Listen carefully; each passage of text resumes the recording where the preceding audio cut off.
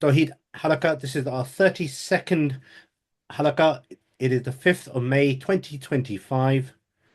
We are on page 98 of the second book, which is volume 2, chapter 13, Proofs Concerning Mutual Hindrance.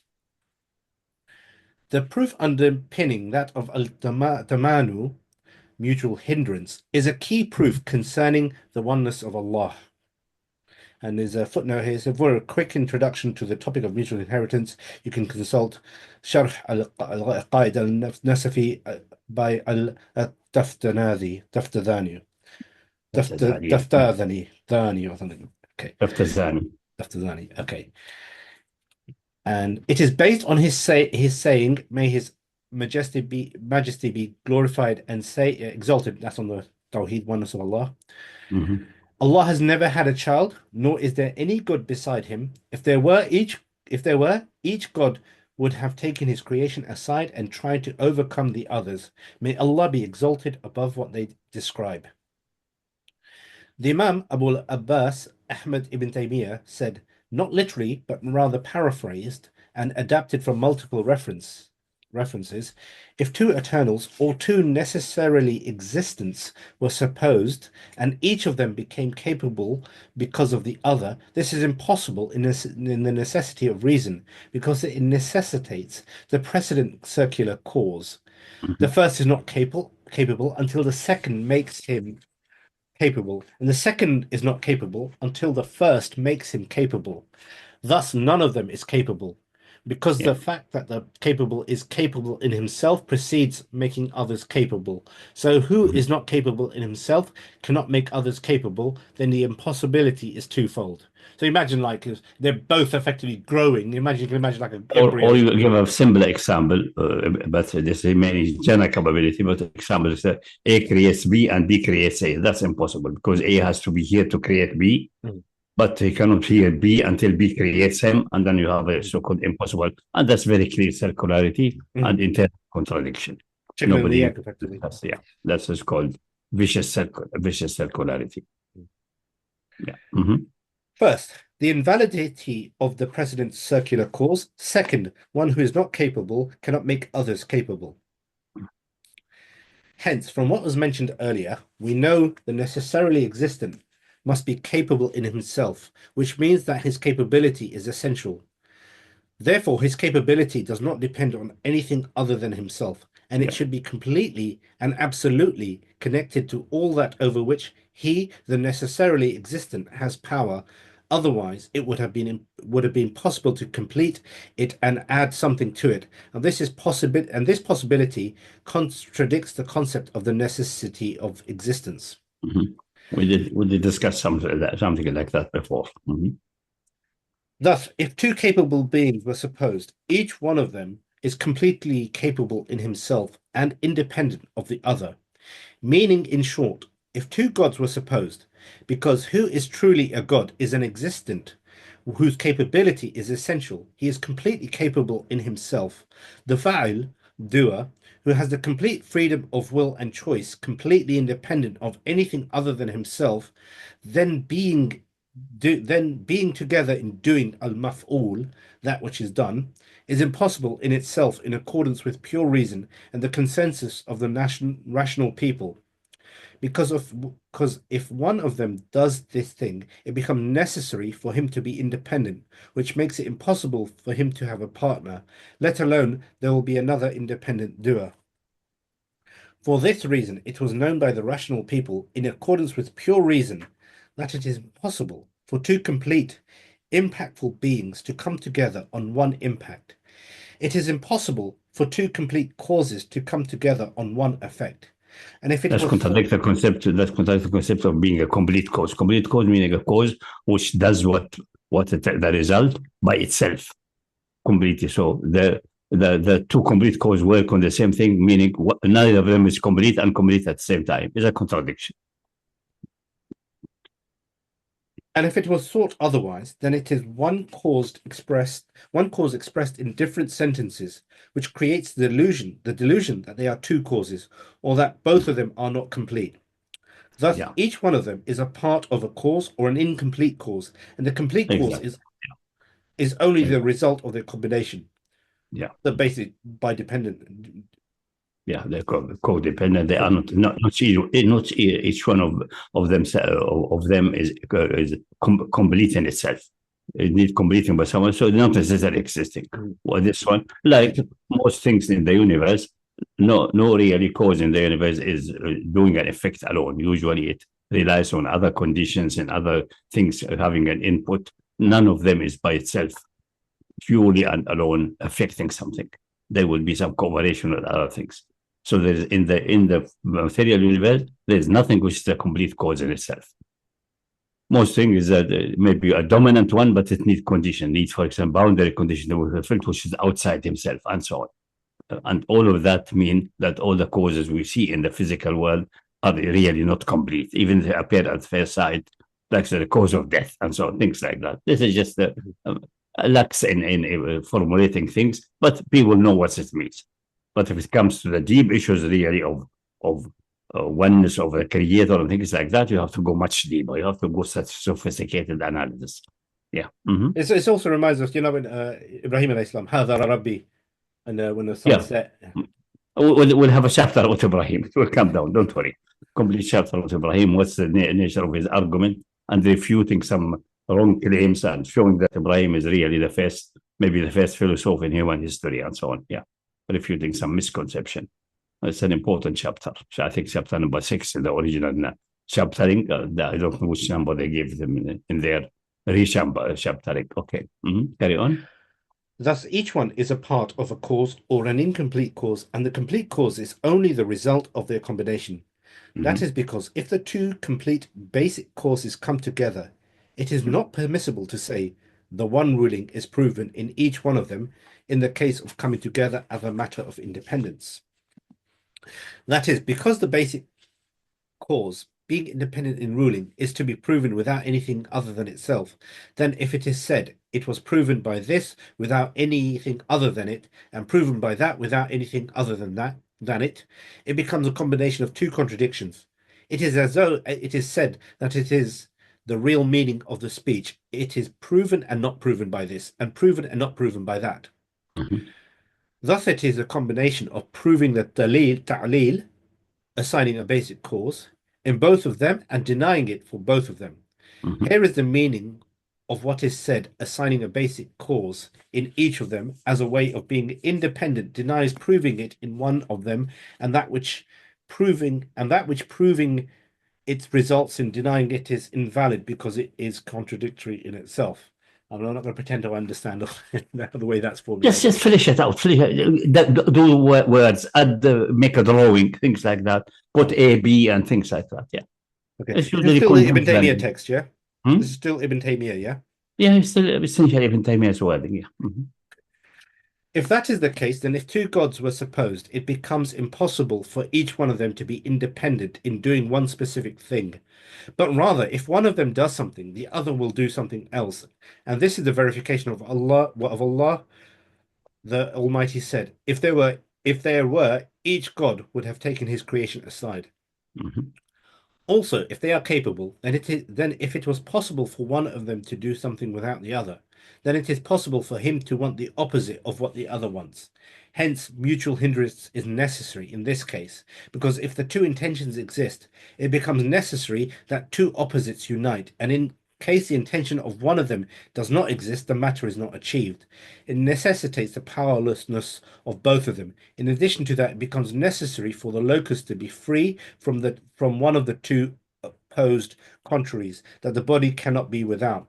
For instance, one of them wants to bring a body to life and the other wants to cause it to die, or one of them wants to move it and the other wants it to remain still. So effectively having two consciences which effectively can cancel each other out. Mm-hmm. And Or if two it is wills. said that, sorry, Or two wills. Mm-hmm.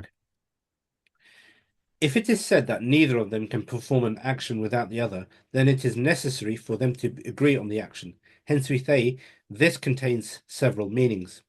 The first is to be in the sense that if one of them does something, the other will not oppose him in doing it, meaning each one of them has a free and independent intention.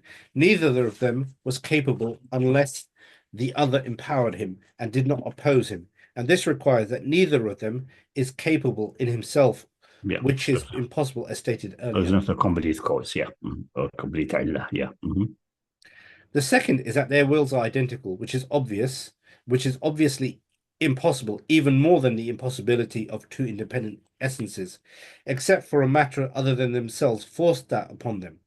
For example, a group of people ran away in one direction from a fire that surrounded them, and they were left with only one way out, which is impossible when it comes to God because he is completely capable in himself. Therefore, we are left with the fact that both of them are forced and powerless. When you say blind, deaf nature, that was just an addition. And it may have been said, rather, there are Aknuman. Is that Arabic or Acumen? Aqnouman? Aknuman, meaning two origins or two persons intending completely in love, in complete agreement on intention in one essence, which is the one God. This is not negatory of Tawheed. And it is not related to this proof. Then we say, yes, the plurality of persons, akanim. That's in case of a Christian. That's essentially Trinity. That's what Trinity say, is that the Father and Son, the Son will never will anything against the Father. It's completely submissive with the Father and completely connected with him in love and so on to escape this problem. But then other problems would emerge, that it has to be at least independent entity, otherwise the same entity. That's what creates contradiction in the Trinity, that the Trinity is impossible from other reasons, not because of that, because they are not independent creators. So if you want to refute the Trinity, you have to go from another channel, not this channel, because they're not two separate entities in that sense. Yeah. So Trinity requires some other consideration, which is done anyway, but it doesn't come here. Yeah. Carry on. Then we say yes. Which option is there further? Yeah. Then we say yes, but the plurality of persons, akwanim, or facets in one necessarily essence is impossible for other necessities as divided in its place. And praise be to Allah, we have discussed this issue in detail earlier. The third, if the agreement in action was interpreted as association, and this is conceivable in two branches. Number one, sharing the fi'l action, sharing the maf'ul, that which is done, meaning that each one of them is independent in the maf'ul, which is impossible as mentioned previously. So what does that mean? So in terms of something acted upon them independently? No. The action itself, they are unified in action or unified in the created thing. So they share the universe or they share the activity. Share the activity of two different persons is impossible. They're two different persons, so everyone has his own independent action. And sharing the maf'ul bihi is also impossible. It leads to the issue that the things created, things done, the universe created, it cannot be created because each one is complete in himself. So why the other is participating and vice versa? And you have this discussion before. No purpose behind it because they're the same entity because they're effectively as expanded before. So that's the reason I read it again and again. And if you need diagrams, you need to put circles intersecting and not intersecting. Use as much material who helps in visualizing things and putting the logic together. This would be good for like Venn diagrams and things like that. Yeah, do it for graphic AI graphics, Cash. You know, that's good. Some people work with graphics better than with words. So put it in graphics. Like in logic, you have the Venn diagrams and intersecting and not intersecting and things like that, which has completely solved many problems easier for many people than going through the abstract wording and things like that. Take any basic book of logic and see there will be a section after the formal introduction and so on, and using Venn diagrams, so-called Venn, that's the VENN, that's a guy called Venn. He invented, maybe the diagram exists before, but these diagrams are very nice display, like circles and they intersect or don't intersect and so on. You have, and then you see what's and then you see it in front of your eye how it works. Easier than imagining it and trying to do it in abstract. Number two, an association means that one of them has a fi'l and a maf'ul, different from the fi'l and the maf'ul of the other, which necessitates each god to take his creation aside. So number two, an association means that one of them has a fi'l and maf'ul, different from the fi'l and the maf'ul of the other, which necessitates each god to take his creation aside. The visible, tangible world is strongly interconnected, and each part is dependent on the other parts in a way that makes it impossible for some parts to be maf'ul to one of them and other parts maf'ul to the other. Yeah. That's cosmologically what we see is a well-connected universe. It could be the result of two independent actors. But unfortunately, this way doesn't exclude another universe which we have absolutely no access to. But that will come also. Yeah. Okay, carry on. So this is the part of Ibn Taymiyyah that finishes, and now this is your commentary. One may think that the aforementioned proof makes having a plurality of gods possible, in such a manner that each god has its own creatures, universes, and his own completely independent kingdom, meaning taking each god's creation aside saves from the trouble that one would overcome the other. But it is not as such, because taking each god's creation aside goes under the category of the possible things. Possible actions, yeah. Thus it must be under the power of each one of them, and it can be connected to the will of each one of them in stopping, acting, and precluding the other from performing the action. Exactly. So if one god intends to create an independent kingdom, then it is possible that the other intends to preclude him from doing so. This gives rise to the following three scenarios. Each one of them would need the permission of the other, which makes him incapable, dependent, not independent. So effectively, it have to be collusion, and presupposing that one permits the other to conclude. Or the other would fail in precluding him, which makes him incapable, not completely capable. Or, this is the third one, mutual hindrance, which will take place, just as explained above. So that appears the first sight that everyone takes the kingdom and separate completely appears first. A possible solution is not possible, because separating, getting away is also within the power of one of them, must be in the power of every one of them. So how can it happen? Again, you have the same thing. The mere separation itself is a problem.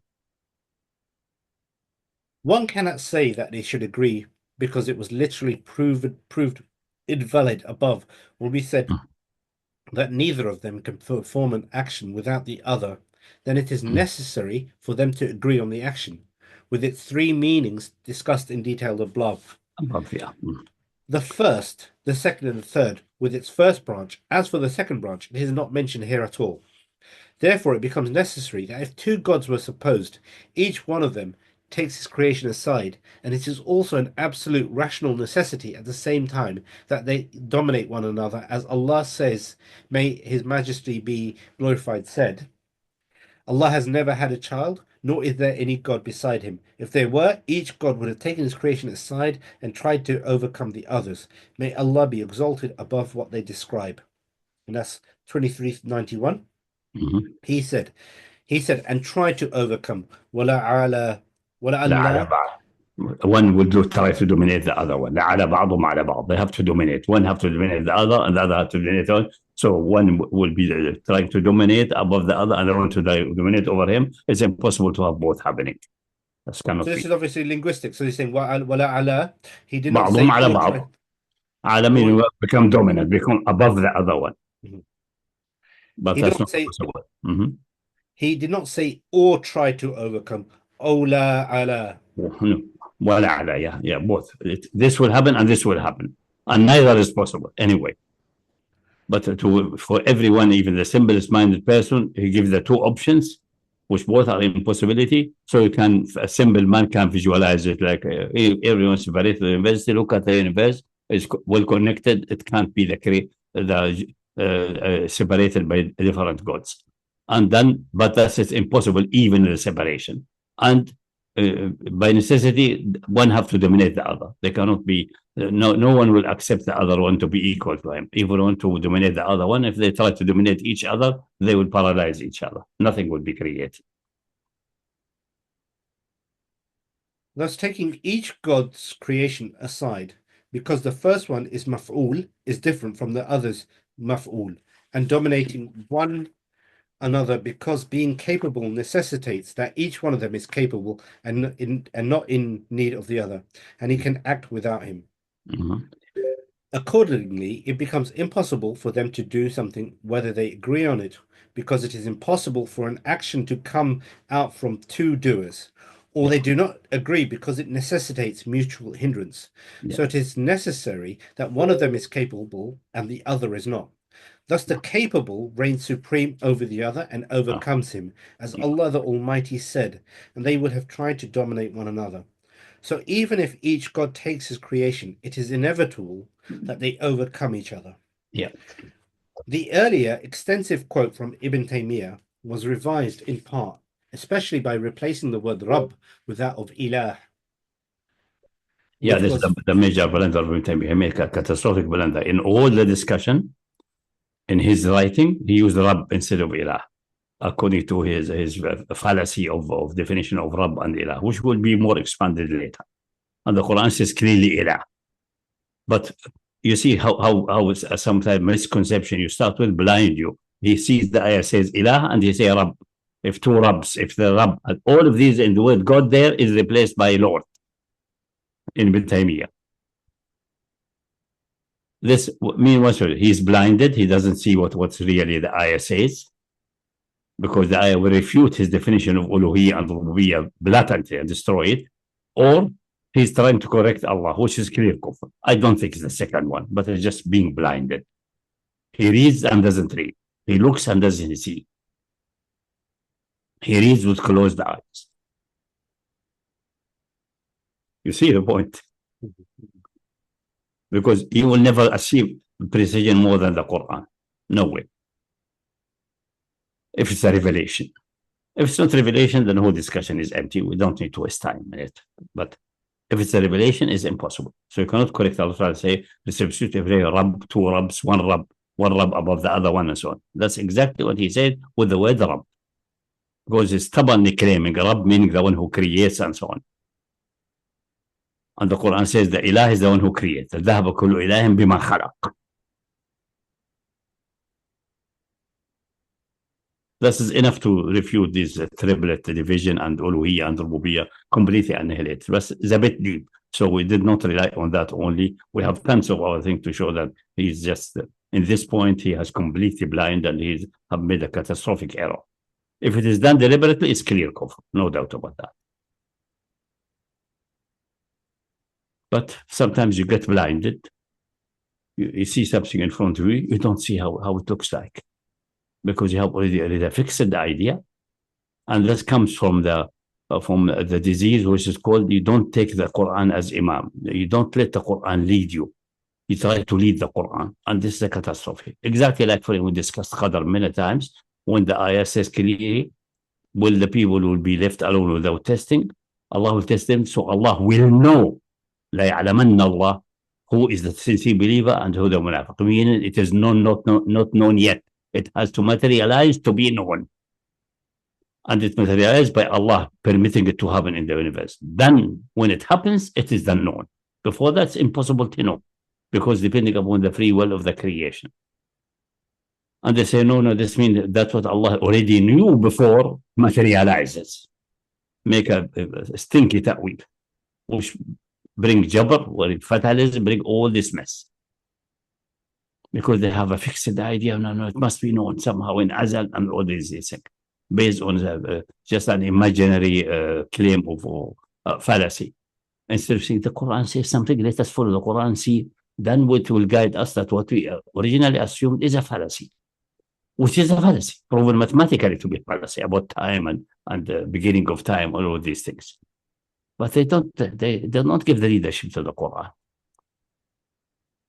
And the Quran is proven independently from these content issues, these deep issues. It's proven by the mathematical consistency, it's proven by the channel, moving by the number 19, that's for modern time, but all the time with many other things, with the challenge, bring a surah like it and call everyone. And the challenge, if humans and jinn all cooperate together to create similar to the Quran, they will not be even if they are supporting each other. So come, get me the challenge. And all other evidence of prophethood in the time of Prophet in his life and after him with the prophecies. So it's independent from this content. So that must be the truth. That must guide you to analyze these so-called philosophical and difficult issues of time and time division and time series. I say there must be some error there. Let me see where it is. Because you have the other evidence, which is irrefutable and easily accessible. Miracles are easily accessible. Prophecies of the future, which fulfill the so-called ancient conditions, are easily accessible. And nowadays, we have also the computer results of the number 19 and other numeric synchronization is also accessible. But the text is here. Look at it, touch it. You don't need to go to philosophical time series and go to infinities and limits. You don't need. That should import back to the limits. But that's it. That's a problem. If you don't take the Quran as a leader, you try to second guess Allah subhanahu wa ta'ala and his messenger, you will end in a catastrophe. From either errors in fiqh, that's minimal, that's okay, it can pass, to errors in aqidah, to even getting blatantly to kufr. That's a catastrophe which cannot be corrected. And that's what Ibn Taymiyyah got his fundamental blunder. Everything is built on that. Batil on batil on batil, falsehood on falsehood on falsehood. Because if the foundation is falsehood, everything on top of it will collapse and will disappear. The moment you detect there's no foundation, it's just imaginary things, everything evaporates, collapses, turn into dust. That's exactly what he has. So that's very important to keep that in mind. Check all his literature. And especially in Majmu' al-Fatawa, he mentioned this Burhan al-Tamanu. He developed it nicely, as I want to say, an excellent development. Developed it to a level which is astonishing. But everywhere he used Rabb. Look at the Quran, there's no word Rabb there. It's Ilah, Ilah, Ilah. Okay, carry on. So, carry on my comment to him. Yeah. So the early extensive quote from Ibn Taymiyyah that was revised in part, especially by replacing the word Rabb with that of Ilah, which was frequently used by the Sheikh, despite it opposing and on occasion clashing with the explicit text of the ayah. This inevitably resulted in an unsuccessful attempt to apply his erroneous definition of al-Rububiyyah and al-Uluhiyyah in order to maintain his outrageous faulty definition of Tawheed, which bedevils us to this day. As will be seen from subsequent chapters in this present work, that division cannot objectively stand being rendered invalid by copious evidences that will be presented by the will and mercy of Allah. However, this does not concern us here, and it does not affect the validity of our proof. Imam al-Razi, who was preceded in this point by Imam al-Maturidi, the famous one, was aware of a doubt that may arise that one of the gods may have wanted to cover up one of his creations or one of his creatures or his kingdom, so that the other does not know about it. Hence, there is no possibility for mutual hindrance at all.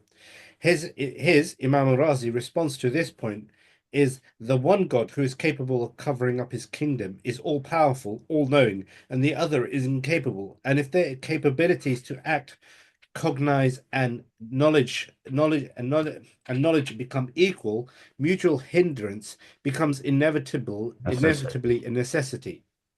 So even the claim that maybe one of them may cover his creation, the other doesn't know about this kingdom is not possible again for complete causes or for divine being, for necessary existing. For contingent being, easily, very easy. Very easy. The truth is that what Imam Ibn Taymiyyah previously stated is a failure in interpreting the following verse, where Allah the Exalted, Majestic says, Allah has never had a child, nor is there any creation beside him. If there were, each God would have taken his creation aside and tried to overcome the others. May Allah be exalted above what they describe. So what about the first part? Allah has never had a child. There is no doubt that the Son of God is of some kind of the same kind as his Father, with the obviousness and necessity of reason. Otherwise he would not have been a child at all, for he is necessarily a god. In this case, there are two possibilities. Either, number one, he has no will in the first place, and if he has a will, then his will absolutely belongs to his father and is not independent at all. The same applies. That's what the Christian, by the way, say. The son is just the will of the father. He's execute the will of the father. It can't be having an independent will. The same applies. He's the word. The word meaning the will. It's an expression of the will. He, that's the word. That's the expression of the will. The same applies to the creatures. He does not have the ability to create at all, and even if he has the ability, his creatures absolutely belong to his father, and they are not independent at all. Rather, perhaps he is the machine of creation, as the Christians believe that Christ the Son is the word by which the Father is created. So they think that Christ created the Father? Is that what they mean? No. The Christ is the word of the Father. Be. The word be is Christ. Oh. That's the meaning. Okay. That's the interpretation of that. Is he's the word of God. Okay. Because I think it might be translated incorrectly, because by which the Father is created. I think that might be reworded. Wrong translation.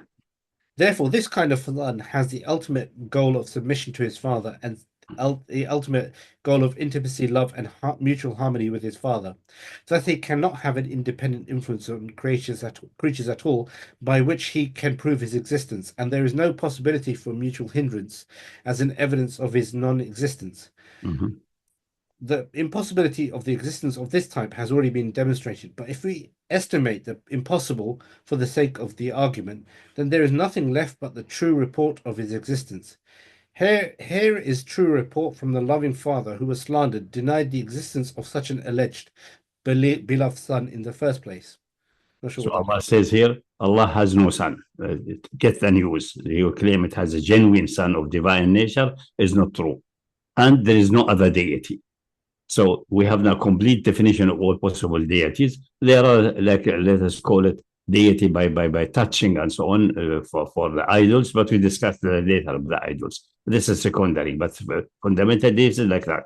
So either we have a necessary existing being itself who is a deity, or something from this material or from this type, which is a son, or another independent one. Another independent one is not possible. So this independent one is not possible. It may be a son of another one, and you have a chain of recursive definition going either to the one or to his son. Son doesn't exist by the report of Allah subhanahu wa ta'ala, but also by Surah Qul Huwallahu Ahad, which proves that the divine is Samad, undividable, and so on. So both is impossible. There's no other deity, neither of son type nor of creative type. Independent creative type doesn't exist. That's obviously textual, referring to our text, but in terms of by rational necessity, it cannot, because it's going to have an essence of the Father. And if the Father is dependent, that's it. But assume we don't assume this rational necessity. This proves focus on Tamanu.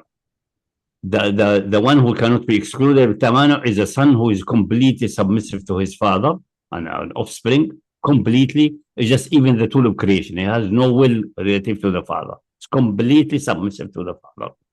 Completely. This one you cannot have a Tamanu.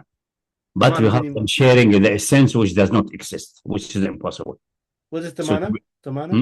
Tamanu, mutual blocking. What we are discussing all the time now, the whole chapter. Tamanu. What did they translate it? Mutual what? Hindrance. And mutual hindrance, mutual blocking, mutual hindrance, yeah. So in the case of son, as a definition in the Trinity, there will be no problem of Tamanu. How to exclude that? On two things. One, قل هو الله أحد. The nature of necessity existing being, he cannot have two persons. That's the most fundamental one, but it's very deep and had to be concluded by a long chain of arguments in قل هو الله أحد. We did that before. And second one is is there any report? Because the father is supposed not to deny his son, but the father say, no, I have none. So that's enough for everyone who has a bit of brain. Yeah. But plus, even if we assume that without going to our own text, it would something as fundamental as this would have been Oh, yeah, we transitioned said around. that is by necessity of reason. It's done. But this is for philosophers. For the common man on the back of a camel, this is enough. If that's a revelation, then Allah says, I have no son. How you claim that I have one? And if there's another deity claim, maybe an independent one, I'm jealous of them, I'm trying to deny them, look at it, it's impossible. Tamanu, look at the universe. That's essentially what they are saying. So claiming that there are various deities, it's impossible. The first type, I tell you, it doesn't exist. Claiming that I have a son or offspring. I am the one who's supposed to be having the son, saying there's none. This is nonsense. And the other one who maybe accuse me of covering up or something is impossible by necessity. They will block each other. They will hinder each other. So, yeah, that's it. So the complete. You say here about referring to Surah Al-Ikhlas, but there's no, if we haven't established that first, then there's no point. No. We discussed that before. We should exclude anything, including sons and so on. But this is usually very deep. If he goes, Qul huwa Allahu ahad, the Badun on the camel back will take it just as a report. He will not flesh it out as a matter of necessity of reason. Lam yalid wa lam yulad. Is stated there as a report. Yeah? But the translation it in a philosophical argument and a fully ontological argument is very complex. The Bedouin will take as a report because he knows the revelation. He met the messenger who saw the miracles. For him, this is the report, and Allah is impossible to be conceived be a liar, so this must be true. But we don't need even to have the Quran. Just pure reason and well-development of rationality will show that it's an impossibility. Because the system existing can be only one entity and one person. It cannot be multiple person. All of this is nonsense. It creates contradiction. The concept of necessarily existing. It's impossible. The only thing remaining, as we discussed earlier, is one of two options. Either a necessarily existing being acting, which have a conscious and knowledge and so on, and free will and life and all these concepts in appropriate sense, obviously, extension what we know here in this our world, but really as approach to necessarily existing being to its absolute perfection maximum, or something which has none of this, zero free will, zero, which is nature. These are two options. Nature is impossible, at least in the cosmological proof. It cannot, the universe cannot be emerging from nature. It has to be having some mind creating it by necessity. But it is maybe even deeper ontological proofs. But this is enough for all purposes. Okay? Okay. Number 2, or he has independent self-will, self-creation, and independent self-power. Therefore, mutual hindrance is inevitable. Yeah. As illustrated in the second part. If there were, each God would have taken his creation aside and tried to overcome the others, and it has been previously explained. The truth is that the verse has an addition to what we have mentioned before. Allah the Exalted and Majestic said, Allah has never had any offspring, instead of saying Allah has never had an offspring. And any min, herein, is not for partition, but rather refers to gender. This is a wonderful rhetoric that necessitates that he has never had anything that can be considered offspring. Then it would deserve to be called offspring in the Arabic language, and this invalidates even the figuratively adopted child, whose non-existence is known only from God, unlike one's own child, whose non-existence is known to be impossible through the rational proof. So Surah Ikhlas, قل هو الله أحد الله الصمد لم يلد ولم يولد ولم يكن له كفوا أحد. Underline ولم يكن له كفوا أحد. Say he is Allah, the one, Allah the Eternal. He beget no one, nor was he begotten. No one is comparable to him. The same applies to any min, which the grammarians call unnecessary zaida. In Allah's saying, may his majesty be glorified, nor is there any God beside him, which has essential rhetorical purposes that necessitates that there is nothing that has any kind of divinity beside Allah, even if it was partial or limited, in such a manner that it deserves to be called ilah in the Arab language at the time of the revelation of the Quran. Meaning, even if some say, okay, what's adopting someone? Adopting meaning just as election, giving him a higher rank, but it cannot be called ilah. It doesn't have any ilah attributes because it's impossible. And this is answered in the other ayah. لو أراد الله أن يتخذ ولدا لاصطفى بما يخلق. If Allah wanted to have a child, all what he can do is adopt from his creation, and this will be istifa. Just bring someone high, like high messenger, high level, and call him a son as adoption, as a honoration. That's a honorable title. It has nothing with divinity, nothing with creation, not whatsoever. It's just a honorific title. And in time past, the term son and father were used for Allah liberally by the Jews and by even the Jews use that. The Father in heaven and so on is a standard Jewish expression. They address God as Father. Yeah. That's standard. There's no problem with that. And the meaning is clear. The meaning is clear. The same. If someone say, my father and so on, from Isa saying that, assuming he's used that word exactly, is absolutely no problem. Because he's the elected Messiah. So he's higher rank than other people or other messengers of lower rank. He has this honorific type. But anything related to divinity, is he divine in any sense? Absolutely not. And this is stressed in the other parts of the New Testament in many places. Only God's will happen. Or when the hour will come and say, only the Father knows the hour. The Son does not know anything, etc., etc. Which is clearly, it's a honorific title. Is showing the relation stronger like between father and son than just usual relation. So relation is very close, not far away. That's the meaning of it. A relation of the father and son are much closer than the relation of friend to friend. In that sense, that's it. So this is only remaining if you use the word son. That's the only thing. But it's impossible otherwise, because no way a created being adopted as a son, as a honorific title, will become divine. That's impossible. This will break the necessity of reason. This is not creatable, not doable. No power can access to that. That's an impossibility. Okay? So, carry on. The next chapter now, that is chapter 14, page 106. The meaning underpinning the verse of Fasad. Yeah. Indeed, without doubt. That's the reason for that. Also, Ibn Taymiyyah make a massive blunder there. Again, with no wonder, because he's already blinded. He destroyed himself by his definition of Ilah and Rabb, and he's gone, finished. He's annihilated. He will never recover from that. Carry on. Indeed, without doubt, the necessity of reason and rationality prevents Allah from being considered as anything other than eternal. Notwithstanding this, there are various forms of shirk that tend to provide attribution of some form of divinity to what is the contingent, that is, that which is not eternal or ancient. Naturally, this is a clear defiance of reason. However, the text of the Quran provides a decisive and categorical refutation of this matter.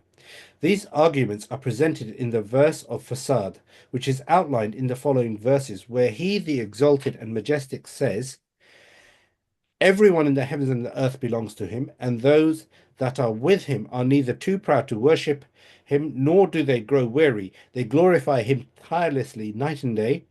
Have they chosen gods from the earth who can give life to the dead? If there had been in the heavens or earth any gods but Him, but both heavens and earth would be in ruins. Allah, Lord, corrupted or ruined, yeah. Allah, Lord of the throne, is far above the things they say. He cannot be called to account for anything. He does where He does, whereas they will be called to account. Have they chosen to worship other gods instead of Him? Say, bring your proof. This is the scripture for those who are with me and the scripture for those who went before me. But most of them do not recognize the truth, so they pay no heed. We never sent any messenger before you, Muhammad in brackets, without revealing to him, there is no God but me, so serve me. And they say, the Lord of mercy has taken offspring for himself. May he be exalted. No, they are only his honored servants. They do not speak before he speaks, and they act by his command. He knows what is before them and what is behind them, and they cannot intercede without his permission. Indeed, they themselves stand in awe of him. If any of them were to claim, I am a god beside him, we would reward them with hell, and this is how we reward evildoers. And that's Surah 21, 19 to 29. In order to give this noble verse its due, while invalidating Imam Ibn Taymiyyah's understanding of it, and invalidating the absurdities of his imitators, such as Ibn Abi al-Iz al-Hanafi in his commentary on At-Tahawiyah, we must have a glimpse of the historical reality at the time of the revelation of the Quran in relation to people's attitudes and opinions regarding the problem of al-Qadr, which is exclusively how can there be evil in the temporary world when the creator is the good, the pure, the most holy, and the source of peace. Yeah, carry on. The problem relating to the existence of evil. The problem of al-Qadr has been a topic of controversy since the emergence of the first Magi and the victory of the first Persian Kurdish dynasty in the days of Cyrus the Great, more than 1,000 years before Islam. The controversy of al-Qadr spread throughout the ancient world, and the Jews and Greek philosophers participated in this debate. Then the Christian theologians who strained themselves to understand the alleged crucifixion of Christ and whether it was a redemption for humanity and a deliverance from the clutches of Satan, or was it to be an atonement for the alleged inherited sin that brought death and destruction to the world, or it is also one of Satan's handiwork, etc. The heated debate continued until the advent of Islam. This is an established historical fact that you can find in the books of the people of Islam, the people of the book, the Persian Magian books, the pagan Greek books, and the deliberations of philosophers, as well as in archaeological inscriptions and monuments. Of course, Islam settled this issue decisively. Allah inspired his Prophet, peace and blessings be upon him, to make the belief in al-Qadr one of the central pillars of faith, notably seen from the famous hadith of Jibreel, which makes this issue seem extremely important. Turning to the verses quoted earlier, starting with the first three mentioned, outside the context in the narrow sense, although it is a necessary precursor to confirm that the state of the universe as it is now is mentioned not for fun nor haphazardly. Rather, it is consistent with wisdom in this regard. His saying, everyone in the heavens and earth belongs to him, and those that are with him are neither too proud to worship him, nor do they grow weary, is a confirmation that all those in the heavens and earth are servants and belong to him. Then he singled out those in heaven, i.e. angels or the ruhaniyun or the nuraniyun, spiritual beings, something like that, as being contrary to the claims of the mushrikeen, witnesses to Allah of his divinity and to themselves of worshipping, being submissive, pleased, joyful, and unforced. They glorify him tirelessly night and day. So they are servants and are not in any sense divine being. It is worth stating that heaven, according to the people of that era, is the place of perfection, goodness, and where there is no corruption. After accomplishing the matter of heaven and proving that it is empty except for one divine being, who is called by the majestic name Allah, with everyone's agreement, he turned to the matter of earth. Have they chosen any gods from the earth who can give life to the dead? Here, he did not use the word arbab, following the pathway of Ibn Taymiyyah's hideous method of innovation. These people are most likely Zalimun, the Lamiyun, obscurants, Sharaniyun, dark beings, Sharaniyun, evil beings. The gods of the earth are usually of a satanic origin. They are from the deep earth and so on. That's where the jinn, the satanic entity are supposed to be. So in the heavens, the pure spiritual beings, the heaven is perfect. Even you see it with your eye in time past. When you start looking in the heaven, you see how they come regularly. Everything is to be perfect and synchronized, and you can't even find your way. And if you are living in a desert, your family will teach you how to find your way which stars can be chosen as a way direction, the North Star, all of that, you master that. So you will never be lost if you know these things. And as a Bedouin, you must be taught that, otherwise you will be dead. And then years later, the same is there. Years later, the same is there. You know, it's by season, it changes and so on, but you are educated about all of that. So it looks absolutely perfect. It looks like it's going for eternity like that. So the heaven is perfect. So anything in the heaven entities are these spiritual beings, these beings of light, being of nice guidance. The earth, it seems to be very bad. There's something bad there. There's some animals can attack you, snakes, things like that. You in the darkness, you hear troublesome voices. Oh, the earth is the dwelling of bad things, of dark entities, of satanic entities. And where they live, deep in earth. That's the dwelling of the dark entities, the satanist entities, the jinn entities. That's the general perception of the people at that time. And there is a continuous war between heavens and earth, these entities, until it's settled by marriage and things like that. It will come in Shirk al-Arab. We will have funny stories there from Babylon. So this is what the common beliefs were at the time, yeah? Mm-hmm. This is the common beliefs of the Arabs at the time, yeah?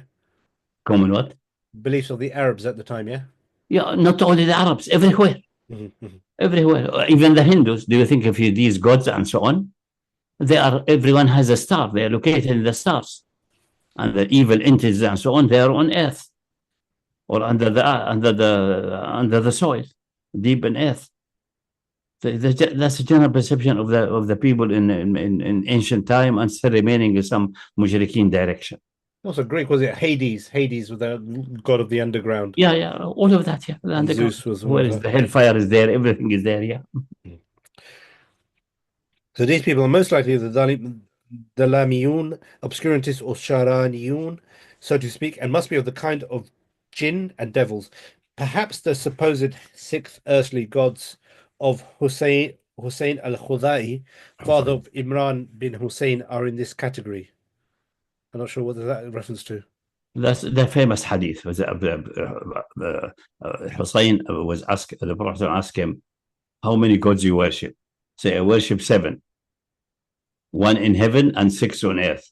Allah said, if you forsake the ones on earth, they are not gods, and worship only the one in heaven, I will teach you good words which will help you. And later him taught the words when he embraced Islam. So these in earth are most likely some kind of evil entities, satanic entities. He worshipped them for protection and all of these things. You know the mushrikeen, they are just living in a dream world of magic, of evil beings which can affect things. You can resist Allah, can run away from him. They have some divine capabilities and things like that. Okay? Yeah. I think the hadith is mentioned somewhere before, or it should have been mentioned here, or they clipped it away because it's I don't know where it is. It comes somewhere in the book. It should have been advanced here so that people, as in the hadith, so on, so that people understand what it's mean. But these are the one in the hadith for Hussein, the father of Umran bin Hussein, the Sahab, al-Khuzai, from Khuza'a. Okay, carry on. The jinns and the devils are Iblis, Satan, and Ahriman, the spirit of evil, and whoever comes out of him inevitably. In this philosophy, he is Allah's enemy and opposes him in every way. He is the one who rebels against him, makes him displeased, creates evil and diseases, and causes infection, as they claim. So if that was the case, then he must be all-powerful or infinite in power.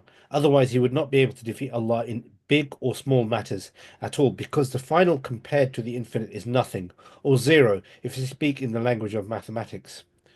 So this is, I assume that you're bringing the case about the shirk of the Arab was not partly. Carry on. It will appear what's it. Yeah. That's the background why the ayah come in that formulation, so you understand what is addressing.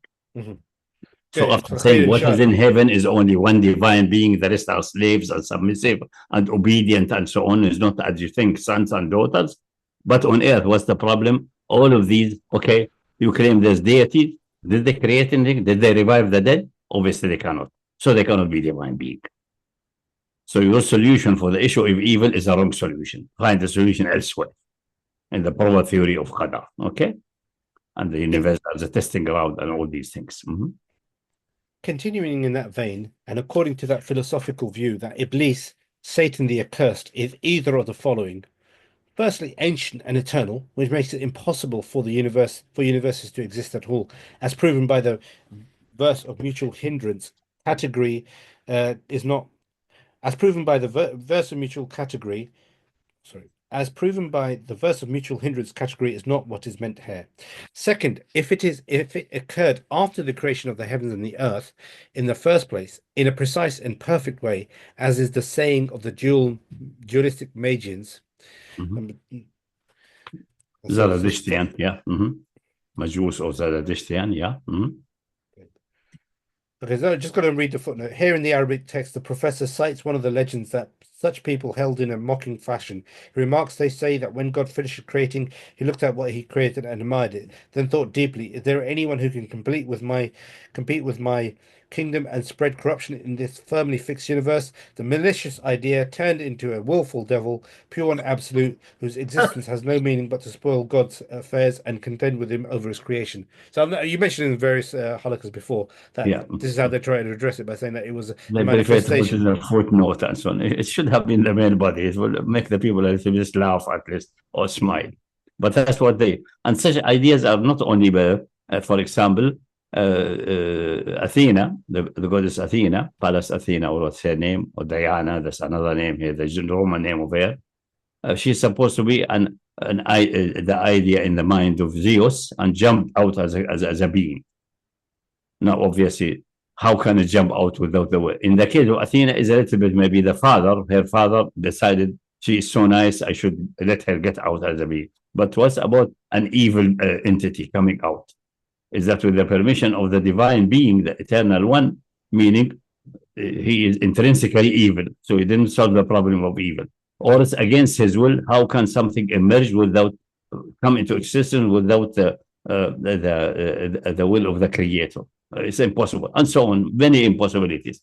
All these attempts will not solve the problem of evil. Will not. But in that phase of history, it appears to some people quite attractive because they didn't go in the depth of the contradiction which resulted that. Maybe they excuse their time, things were logic, philosophy, ontology were not sufficiently developed yet. Even mathematics was still in infancy. So you can't blame them very much, but that's it. But the revelation clarified that, should have clarified that, and Islam should have clarified that. And still people of Islam made blunders about Qadar. You see how deep the problem is. Anyway, carry on. We're not talking about the divinities, this evil divinity. If this Iblis, Satan, or Hariman is new and not ancient, then he is of the meaningless of the second type. Hence, corrupting some of the affairs of the earth only is meaningless. Rather, he spreads corruption between all creatures and what is in them. But the reality is that corruption, by your admission, does not exist in the heavens at the very least. Therefore, your saying that there are gods with power and dominance on earth is invalid.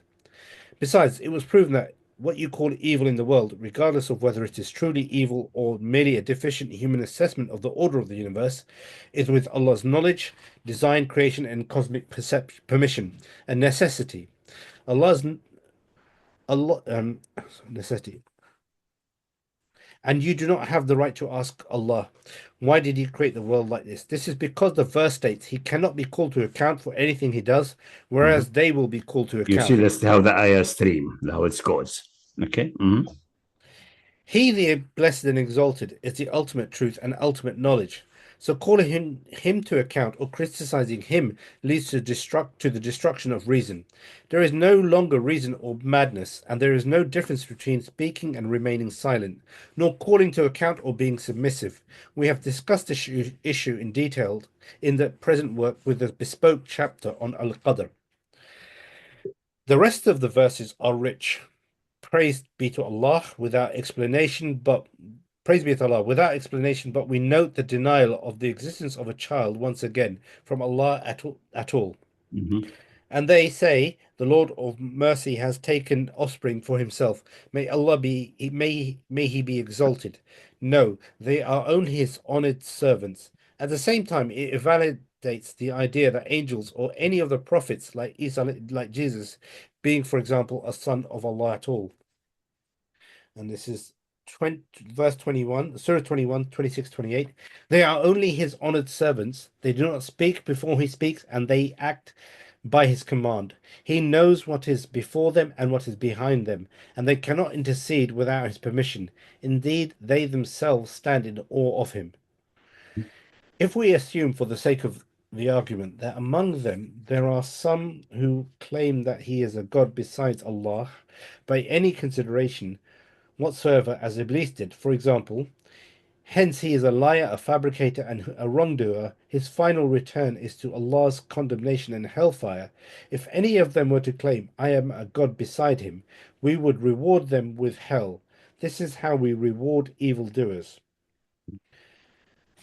Just a second, let me just check where this Carry is on. from. Yeah, to check where this ayah is Now, from. all this is putting the base for the al-Fasad. If there were deities in heavens and earth, they would be corrupted, yeah? Okay. Which Ibn Taymiyyah then blundered, as usual. This interpretation of the verse Fasad, it is the only one, as far as we know, that shows the relevance of the astonishing verse. He cannot be called to account for anything he does, whereas they will be called to account to the exact context. Therefore, all other sayings making it intrusive, as if it has nothing to do with the topic, which is what the miraculous eloquence of the Quran rejects. Can you expand upon that? Yeah, read it. It's in front of you. It has to do with the context, but you have to read it. Ibn Taymiyyah did not read it. He went to the ayah, لو كان في آلهة غير الله لفسدتها, and said, oh, آلهة meaning worship things. If you worship someone beside Allah, it will corrupt your heart and corrupt your life. That's not what the ayah means. Has nothing to do with that whatsoever. Has nothing to do with the worship. Has to do with creation, with the perfection of the creation, with the issue of evil and good, and so on, how it fits in the universal scheme. That's the reason it came in the stream of the ayahs. That's it. But like many, unfortunately, Muslims, so-called Muslim scholars, they take ayahs out of context. Even they take a part of the ayah and cut the ayah short. And then they want to be guided. You will never be guided this way. Okay? The inversion. So this is a good example of how you approach things, and yeah, this is quite interesting. This is a good case study. Yeah. The inversions of Ibn Taymiyyah. Ibn Taymiyyah was not correct in much of what he tried to argue concerning the meaning of this verse. Some of what he wrote is correct and true, but that is not specifically connected to the verses in question. We will examine here the problems that his line of argument has caused. To begin, in Jami' al-Rasail Ibn Taymiyyah, the following is said: and the divinity is mentioned in Allah's book is worshipping, and divinity, one of the necessities of that is that He is the Lord, the Creator, and for what sects of theologians think that al-Uluhiyyah is the same as al-Rububiyyah, and that what was mentioned in the Quran regarding the denial of the existence of another God, in addition to the clear examples. So what is meant is denying another Lord who shares with him the creation of the world, as what Again, they making the same blunder. You don't need to use the word Lord here. It's Ilah. He's still insisting that Lord is the creator, which is blatantly in error, not supported by Quran anywhere. He's blinded. He's not seeing it. Carry on. So what is meant is denying another Lord who shares with him the creation of the world, as what they used to show in the books of theology. This is a shortcoming and negligence in their part in understanding the Quran and the arguments and examples that it contains. They tackle this issue on the ground that the extent of their knowledge was the theological method they followed, so they thought that what was meant was one, but this is not the case. At this junction, this is your comment now. At this junction, by way of comment, we have established cogent evidence that al-Rububiyyah, with its correct linguistic and Quranic definition, represents some of al-Uluhiyyah, if you know the correct Quranic definition. This issue will be discussed in detail throughout this series.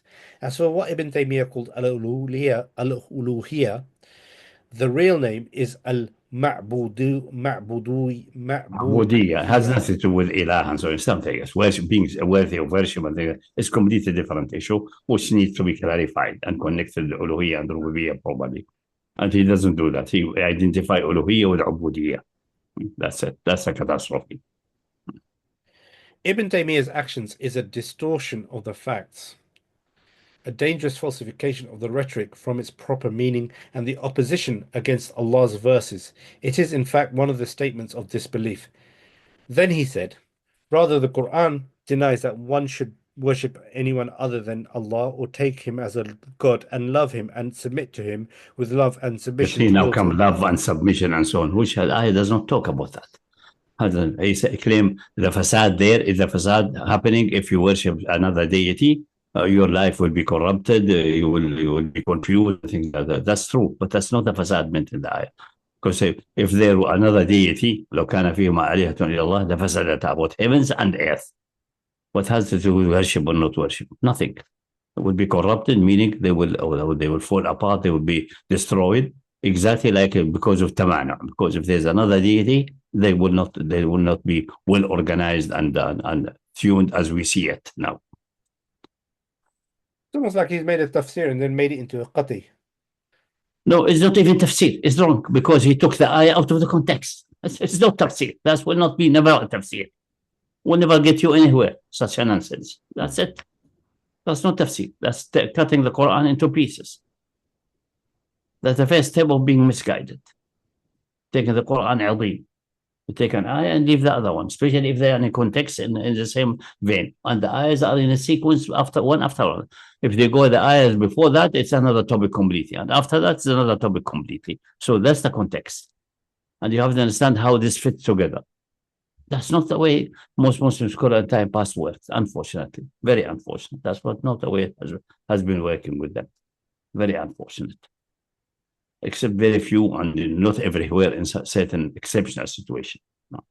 Extremely unlikely, an unhappy situation, which we have to overcome.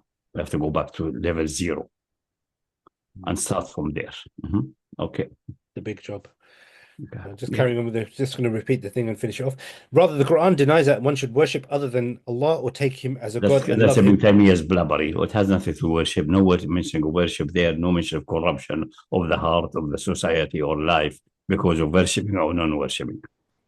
It talks about heaven and earth. If there are other deities, they will be corrupted. What's the meaning of it? Exactly like al-Tamanu. They will fall apart. And love him and submit to him with love and submission towards a God, as various Quranic verses made that clear, such as the Almighty saying, even so, there are some who choose to worship others besides Allah as rivals to him. For this reason, Abraham said, I do not like things that set. Here I comment. So again, mistake. We'll discuss Abraham in a chapter, especially, inshallah. Here I comment that this is bordering on incredulity. What is the meaning of the expression as made relating to God's love? Doesn't this necessitate defining Allah first in a way that is independent of the concept of love? Otherwise, the definition is circular. Then he said, it is known that every living thing has a will and action according to it, and the origin of the movement of every moving thing is love and will. There is no God for existing things except that their love and movements are not complete without Allah Almighty, just as they cannot exist unless Allah creates them. While this is true, but it should be in the books of parchments and sermon, and there is no benefit at all in knowing the essence of al-Iman and kufr, disbelief, and shirk at-Tawheed and at-Tawheed. So you're talking about like what they call raqa'iq, what the state of the heart should be, and so on. That belongs in other areas. How to instigate the people to be remembering Allah subhanahu wa ta'ala, direct their action toward Allah subhanahu wa ta'ala. But that's not the issue with heaven and earth being corrupted. There's another deity. It's different issue together. That's an issue which comes later when we have established there is no other deity and so on. So all your actions, all your devotion should be directed to one direction. Otherwise, you'll be scattered, your life will be worthless. But this is a result much later after we established monotheism ontologically on an absolutely certain grounds. And then, okay, there's only one deity and he's the only creator, etc. Is he the target of your action, of your devotion, and so on? If you make it as so, then your life will be sorted out. You will be directed. You will find your way. Otherwise, you are scattered and you will be blind, going like a blind man in a jungle. choose for yourself. But it has nothing to do with corruption of heavens and earth and this ayah, something else. That's the result of being believer, truly believer, understanding really how you belong in the universe, what's your position. And then if you recognize that and act accordingly and get that in the heart properly, then you know your direction, you know where you're going, you know what you are supposed to be doing. You know your way. Otherwise, you have no way. You are just scattered around until you perish. That's it. But nothing with heaven as being corrupted, not corrupted. Or the ones in heaven, the beings in heaven and the angels are submission to Allah subhanahu wa ta'ala, and nobody dares declare himself be a divine. And whoever does that will end in hellfire. This is another issue altogether. That other issue in this ayah is the fundamental one. And then after we have established that, someone believing in that and may understand that properly and put it in his heart and direct his action as much as he can in that direction, then he will be sorted out as a human being or as a being with mind and consciousness sufficient for accountability. We cannot ask animals to be like that. They are directed by instinct. That's enough for them. But for those, we don't know about any being except some jinn we don't see and don't know, except we have the report about them. We don't know what their nature really is. But for human, we know exactly. There's the things we see around us, how they are constructed and so on. And they have to define a direction. If you have established Tawheed properly like that, and that Allah is the creator, and to him is the return, then the direction is clear. A to B. There's no other direction. If you deviate from that, you will be just lost. You'll be scattered. Like you are on a highway. You get out of the highway, say, I will go in the desert a bit and come back. You will be lost in the desert. You will die there. You will finish your water and you will be dying. And you are only a few kilometers away from the highway, but you are dead. And like many cases of people found dead just a couple of kilometers away from the highways in Saudi Arabia and Emirates and so on. They just went out and did not memorize the way properly and did not direct themselves correctly. They did not take the necessary precaution, and they did not find the way until they found them dead. They thirsted until they died in a few days. The highway is not far away, but you are out of the highway, you are lost. But that's related to human and human existence, not to the universe and heavens and earth being corrupted or not corrupted. So that's has been Taymiyyah is just missing things completely up here, the same thing. So if their deity in heaven side beside Allah, they will be corrupted. That's exactly similar to Tamanu, but even in the level, even if the being who are doing evil and messing up, even if they are created, it's internally contradictory, but even if you assume that, it will lead to corruption. But there's no real corruption in that sense. Because if Iblis is doing corruption on earth, if he's able to undermine Allah's design on earth, he will be able to do it in heaven. But the heaven seems to be quite perfect, going for thousands of years, as we know. So how come that he's only doing some corruption on earth and not in heaven? There must be some problem there. Problem is clear. He's not the one doing any corruption. He's trying to do corruption. He's rebellious and so on. That's definitely evil, but that's only by design and permission of Allah subhanahu wa ta'ala, the creative permission, not the legislative permission. That's the solution. Not the solution is that there's a satanic entity trying to undermine Allah's work. No, that's not the solution of problem of evil, if evil is even correctly defined. Okay, that's it. So if you read the ayahs, you see clearly what's going on. But as I said, every time he reads, he cannot see. He has blinded himself with the definition of ilah and uluhiyyah.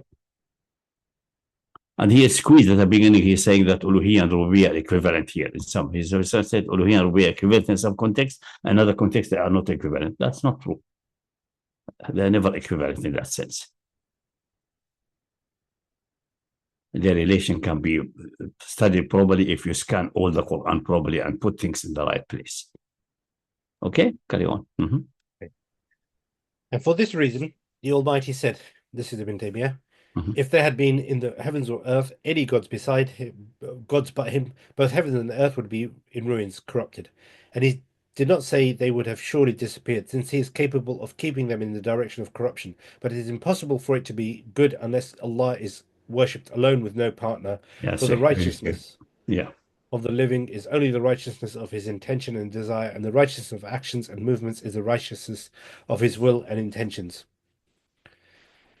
Now, this is your comment. By way of concluding comment, nothing is correct in the aforementioned except bar perhaps the sentence, they would surely have been corrupted.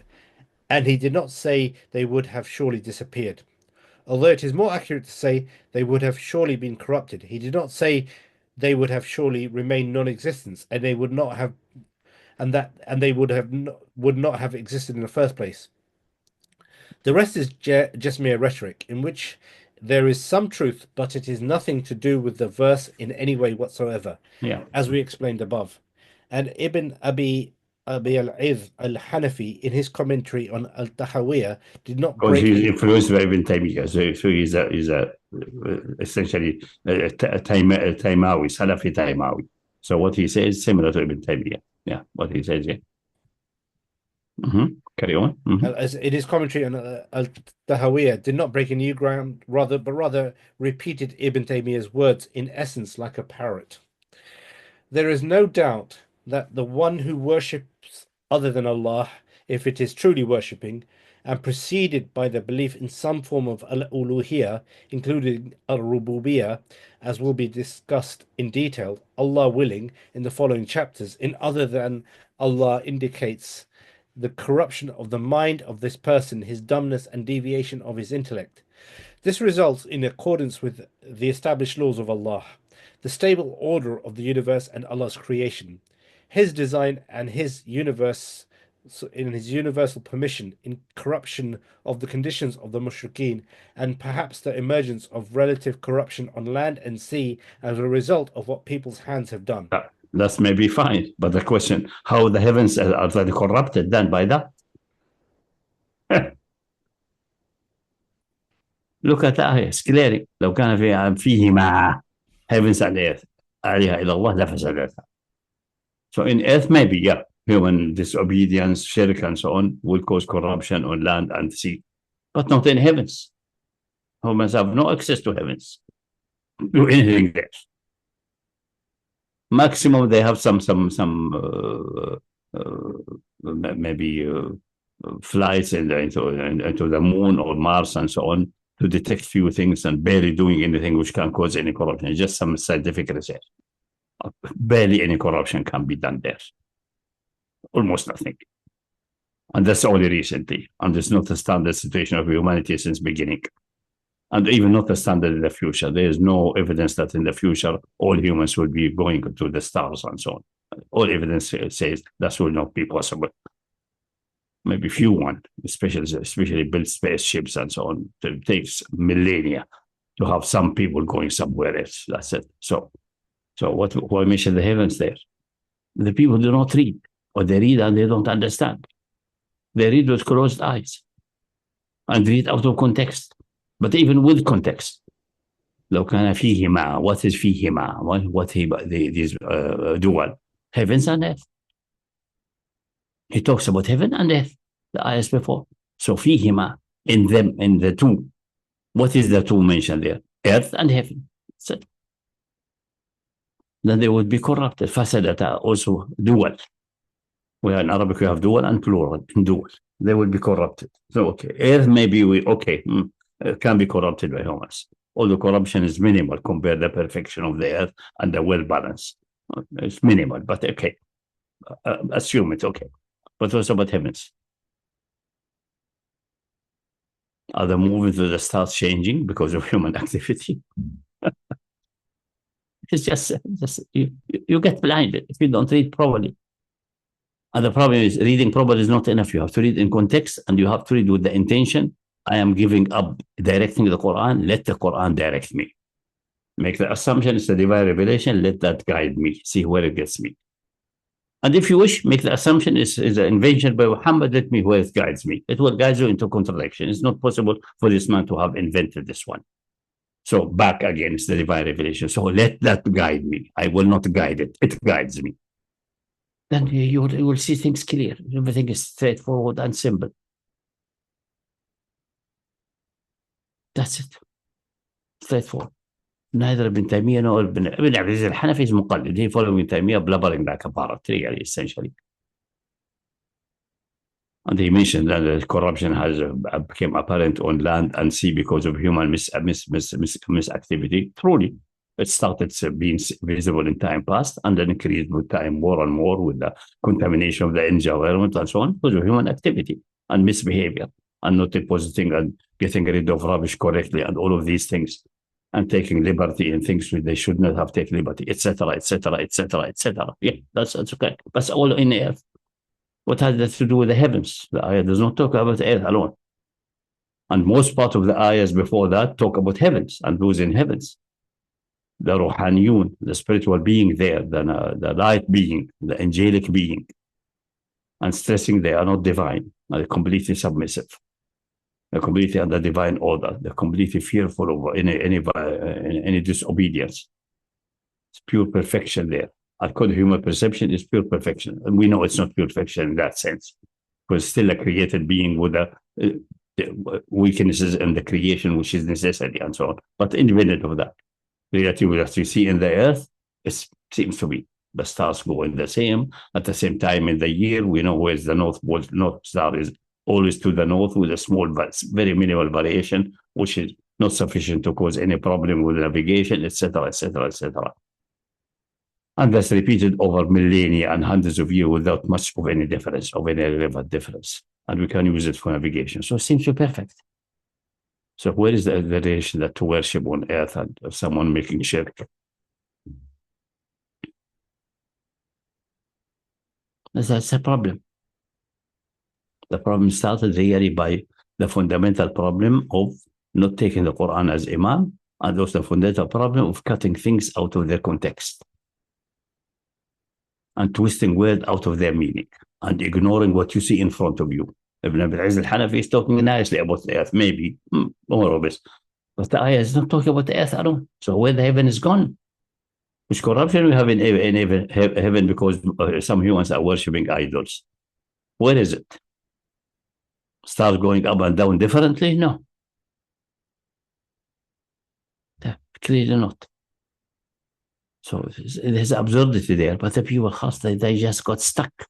And they are not willing to go out. And not willing to think and work. Okay, carry on. Mm-hmm. Yeah. As for the corruption of the heaven and the earth, as in the Quranic verse, no, and Allah forbid, the definitive truth is as per the words of Musa alayhi salam, the truthful prophet of Allah in the true book of Allah. And Moses said, even if you together with everybody else on earth are thankless, Allah is self-sufficient and worthy of all praise. Yeah. So you will not harm Allah, you will not change the creation here to any significant. Your life will be messed up. Maybe your environment will be messed up, will be contaminated, the oceans will be messed up with micro plastics and things like that. There will be contamination of mercury and so on because of your doing, but this is minimal compared to the system which is working nicely and so on and correctly. More all in all, that's all what's there. Mm-hmm. Yeah. Okay. In addition to what the truthful Prophet ﷺ, on the authority of his Lord, Allah the Almighty, has mentioned in Sahih Muslim, O my servants, you will not attain harming me so as to harm me, and you will not attain benefiting me so as to benefit me. O my servants, if the first of you and the last of you and the humans of you and the jinn of you were all as pious as the most pious heart of any individual amongst you, then this would not increase my kingdom an iota. Mm-hmm. Next section, reinforcing. Therefore, given the above, the verse of Fasad complements and supports the verse concerning the matter of Tamanu, mutual hindrance. Is it from this category? Is a type of Tamanu, but not Tamanu in the strict cause, perfect cause, even in the case of created being, which their creation is not clear what's it, but they are limited and they do mischief on earth, but not in heaven and things like that. That's also impossible. Because if something like that exists on earth, against the will of Allah to solve the problem of evil, we know why these satanic entities were constructed like that, so that evil is attributed to the devil, but not to Allah. We discussed that. We gave the example of the bad idea jumping as a evil Satan or something like that. Then why is this one restricted to earth? It can corrupt everything. He can corrupt in earth, he can corrupt in heavens. But that's not the case. It's impossible. It cannot be restricted to one part of the domain. Unless Allah Himself is restricted to have effect on earth, which is a catastrophe, then He's not the only divine being. So we are back to Tamanu. So it's another aspect of Tamanu, but applying to these secondary deities, which how they come to existence, nobody knows. Either a bad idea jumping out, or a created being who rebelled against Allah and defeated Allah's purposes, which again meaning Allah is not all powerful. All of these things, which all of these are impossibilities. So that's how it goes down. It has nothing to do with someone worshipping or not worshipping, someone obedient or not obedient. It's completely irrelevant. All creation, humans and jinn, angels excluded because they don't have a free will in that sense. They're obedient by design. That's it. So those who have a free will and they can worship or deny worship, even all of them are rebellious. If all of them are pious, as the most pious man, and the one narrating the hadith commenting say, as having the heart of Muhammad, okay, whoever the most pious one in the universe, we don't know, but it says Muhammad, it will increase the kingdom of Allah, not even one iota. And if all of them are the rebellious, as evil as the most evil one, and the one of the commentators say, as the devil himself, it will not reduce the kingdom of Allah even one iota. So it can't have this effect which Ibn Taymiyyah and the al-Hanafi thinks about it. It's not. It's not. So search for another solution of the evil in the universe, not this one. That's it. So Ayat al-Fasad is from the same category essentially like Ayat al-Tamanu, but Tamanu of another flavor. Yeah? Okay.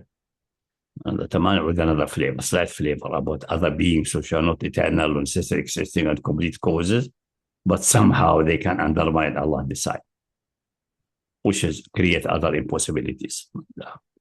We should be discussed also in Qadar again. Okay, carry on. Both of them prove the certainty of the validity of the definition of God as being the following. The Ilah is A. Either the existent doer who has complete freedom of will and choice, he is completely and absolutely free by his own capability in himself. For instance, he is the one who creates, the one who overcomes, and the one who reigns supreme over the others. So he neither completes, nor is he defeated, nor the victor can defeat him, and no fugitive can escape from him. B.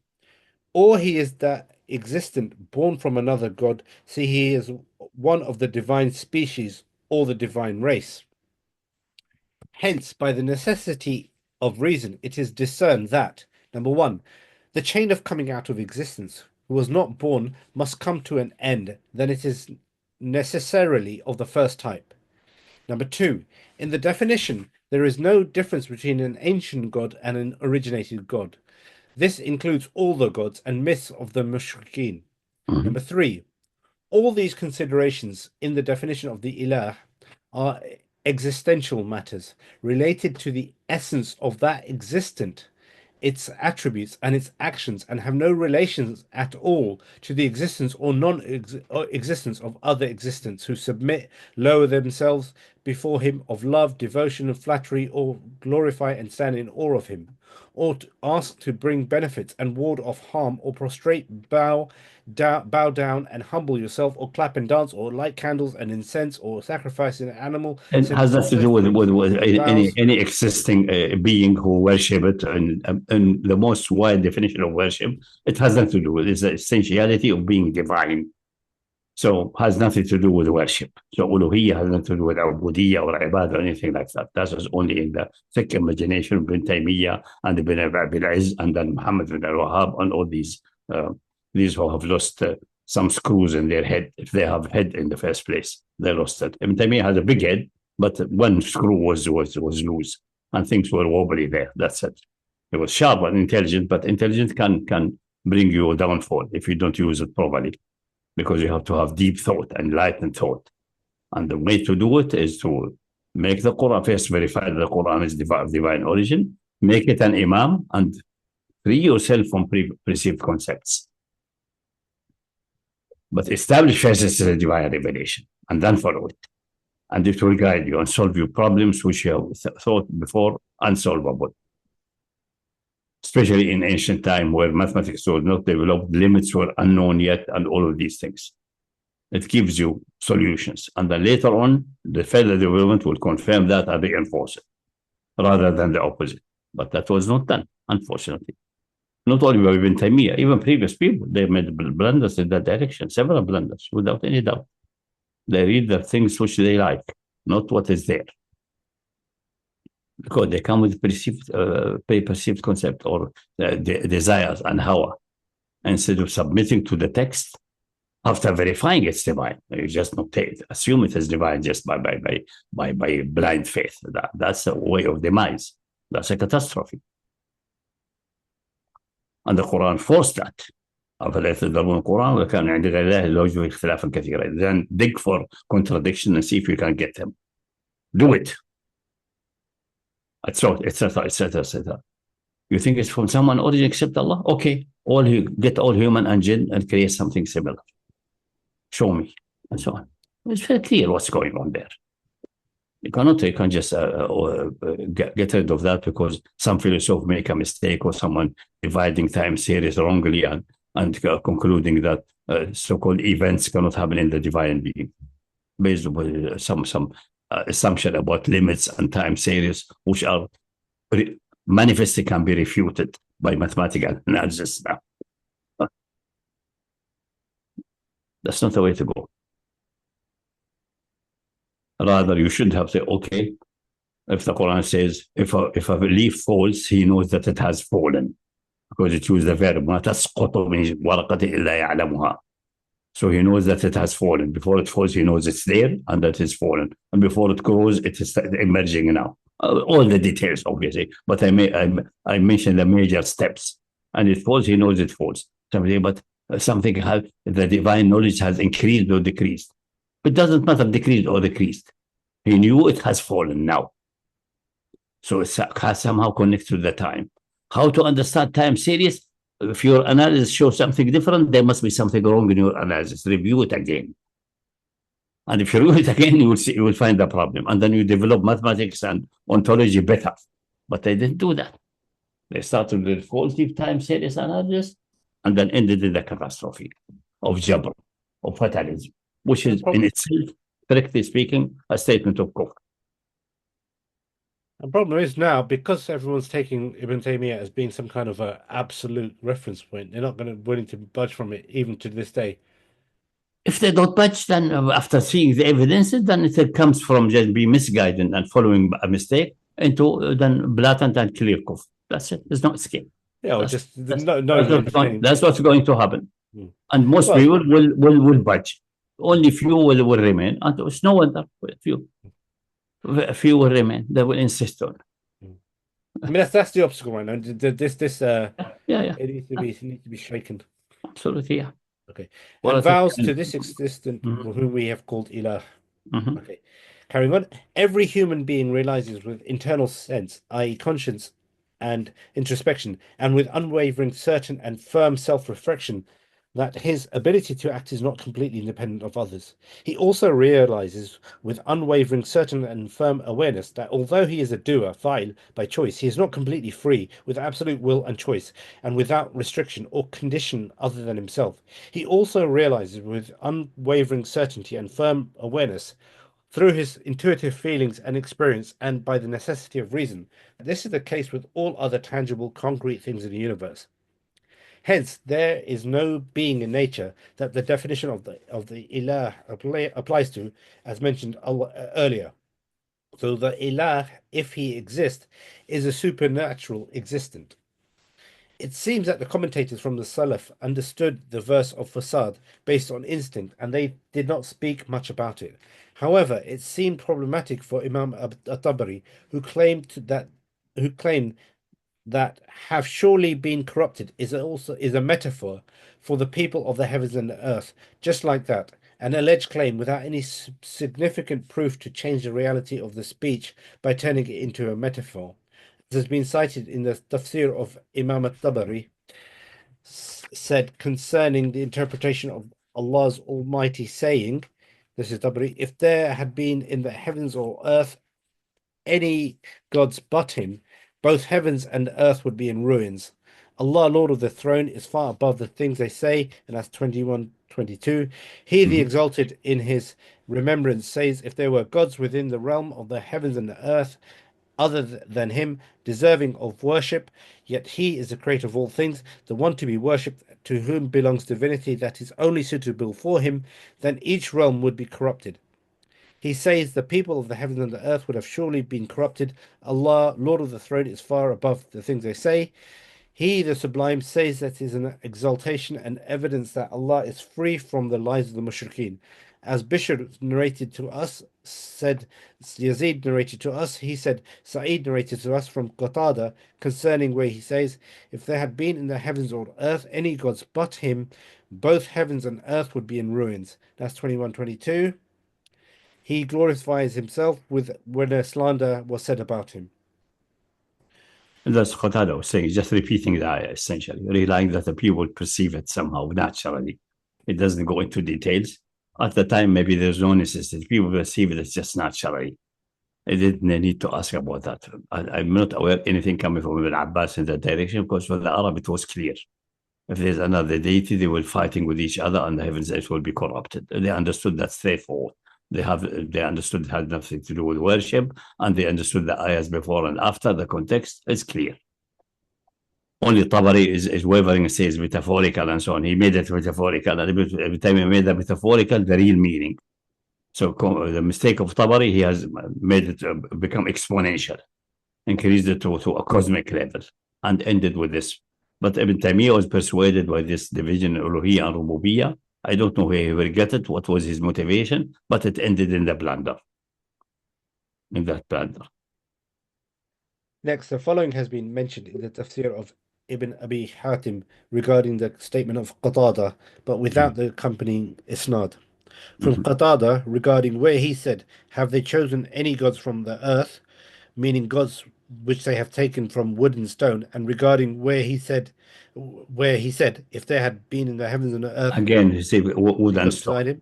The wood and stone representing other deity, either in heaven or on earth. Again, they completely missing in the Shirk al-Arab, we will analyze and show that. But even the problem with these people is that when the Quran says about the mushrikeen that you worship has no hands, it doesn't do anything, and so on, is mentioned the reality of that they worship. The mushrikeen say, no, we know this is a stone, but it's a statue, but it's not just a mere statue. It's a connector.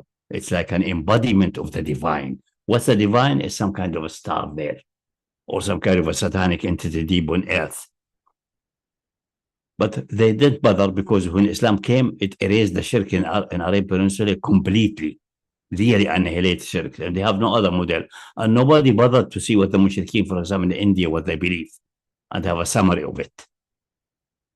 And try to compare that with what the Arab they have. They have no idea. They think the people worship these idols as a statue, and they think the Arab believe that this statue does not help, does not do anything.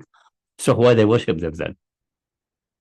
So they confuse the belief of the mushrikeen with the reality of the things. This is another catastrophe, but it will discuss in the chapter about Shirk al-Arab. Carry on anyway. So If there had been it is not explained, just as it fleshed out the ayah a little bit without very much. And again, you see, it's not connected with the before and the after, not connected with the issue of the qadr and the issue of earth and heaven. You have to read between the line and see the historic situation which is addressed. Then it's enlightened in your mind. had there been with gods with them gods except Allah, they would have surely been corrupted. Allah, Lord of the throne, is far above the things they say. He glorifies himself, the blessed and exalted, when slander is said about him. Yeah. Carrying on with your commentary, the majority of commentators afterwards consider it to be a matter relating to mutual hindrance, al-Tamanu. Yeah. Thus it is until Imam Ibn Taymiyyah came forth with this heinous mistake and his reprehensible innovation. The following is mentioned in لطائف الإشارات تفسير al-Qushayri. طائف الإشارات, yeah. It was reported that every matter entrusted to a group is not carried out according to the system, as conflict and disagreement arise between them. Since the affairs of the world are in order, it indicates that it happened by the decree of an all-wise controller. The skies with its orbits revolving around in the solar system with no pillars to hold them, and the earth is settled with its realms in the order of the succession of its night and day.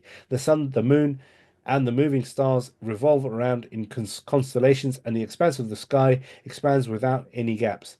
This is a sign of the design of the Almighty, all-knowing, and an indication of His oneness. Yeah, that's al-Qushayri. Al-Qushayri is regarded as more inclined towards spirituality and Sufism and so on. He understood the ayah much better than actually the correct understanding, not completely connecting with evil and qadar and so on. Therefore, you have to take the full context and know the historic situation, which the people may not have known. We cannot blame them, but we have knowledge about that.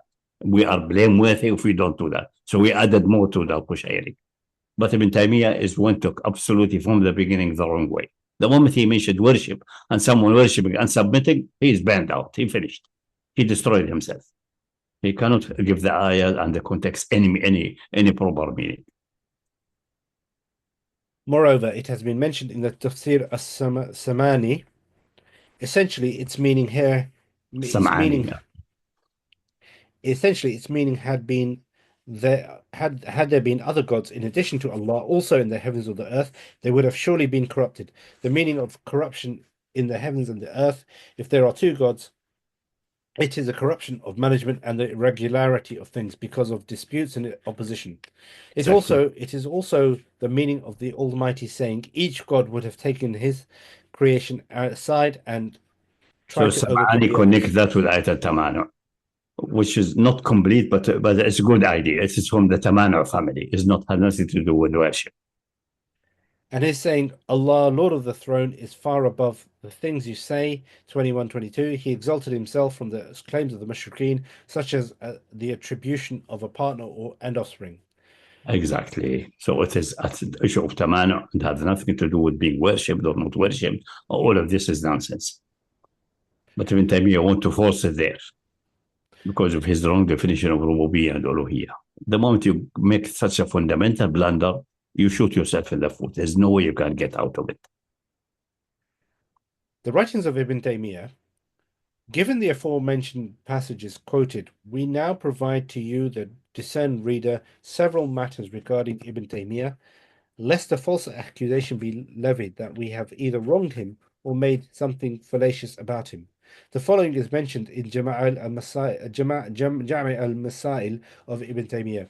It has become, so this is from his Ibn Taymiyyah, it has become clear based upon Qiyas al-Aqli, rational analogy, that taking other gods beside Allah is impossible, as it is impossible for there to be a Lord except Allah. That is what he meant. So again, Lord beside Allah, not Ilah beside Allah. See, again, he is stuck with this Lord. This will kill him. And it's killed him already. And killed the people for him. Like, for example, in Tafsir, you remember the first one, Muhammad Asad, somehow was infected with disease. He translated Lord with sustainer. Has nothing to do with sustainer. It is Rabb is Lord. Or you use the word Rabb as it is and leave the people get a right explanation. Like Zahur al-Haq in his translation. He doesn't translate the Lord. He say Rabb. And so all the translated as Lord is the correct one. Because Arabic has two ranks of master and Lord. Master Sayyid is okay, can be attributed to humans. Lord is usually attributed to the one who owns and has complete ownership. And before Islam, even a slave will tell his owner, the one who purchased him, say my Lord. And the Messiah said that, don't say my Lord, say my master. And for the master, the owner, he should not say my slave, he should say my boy or my girl, as a matter of etiquette. It's just an advice. It's still linguistically acceptable, but it is undesirable to use these words. But the Arabic had. Greek does not have, has only Kyrios or Kyrion and so on.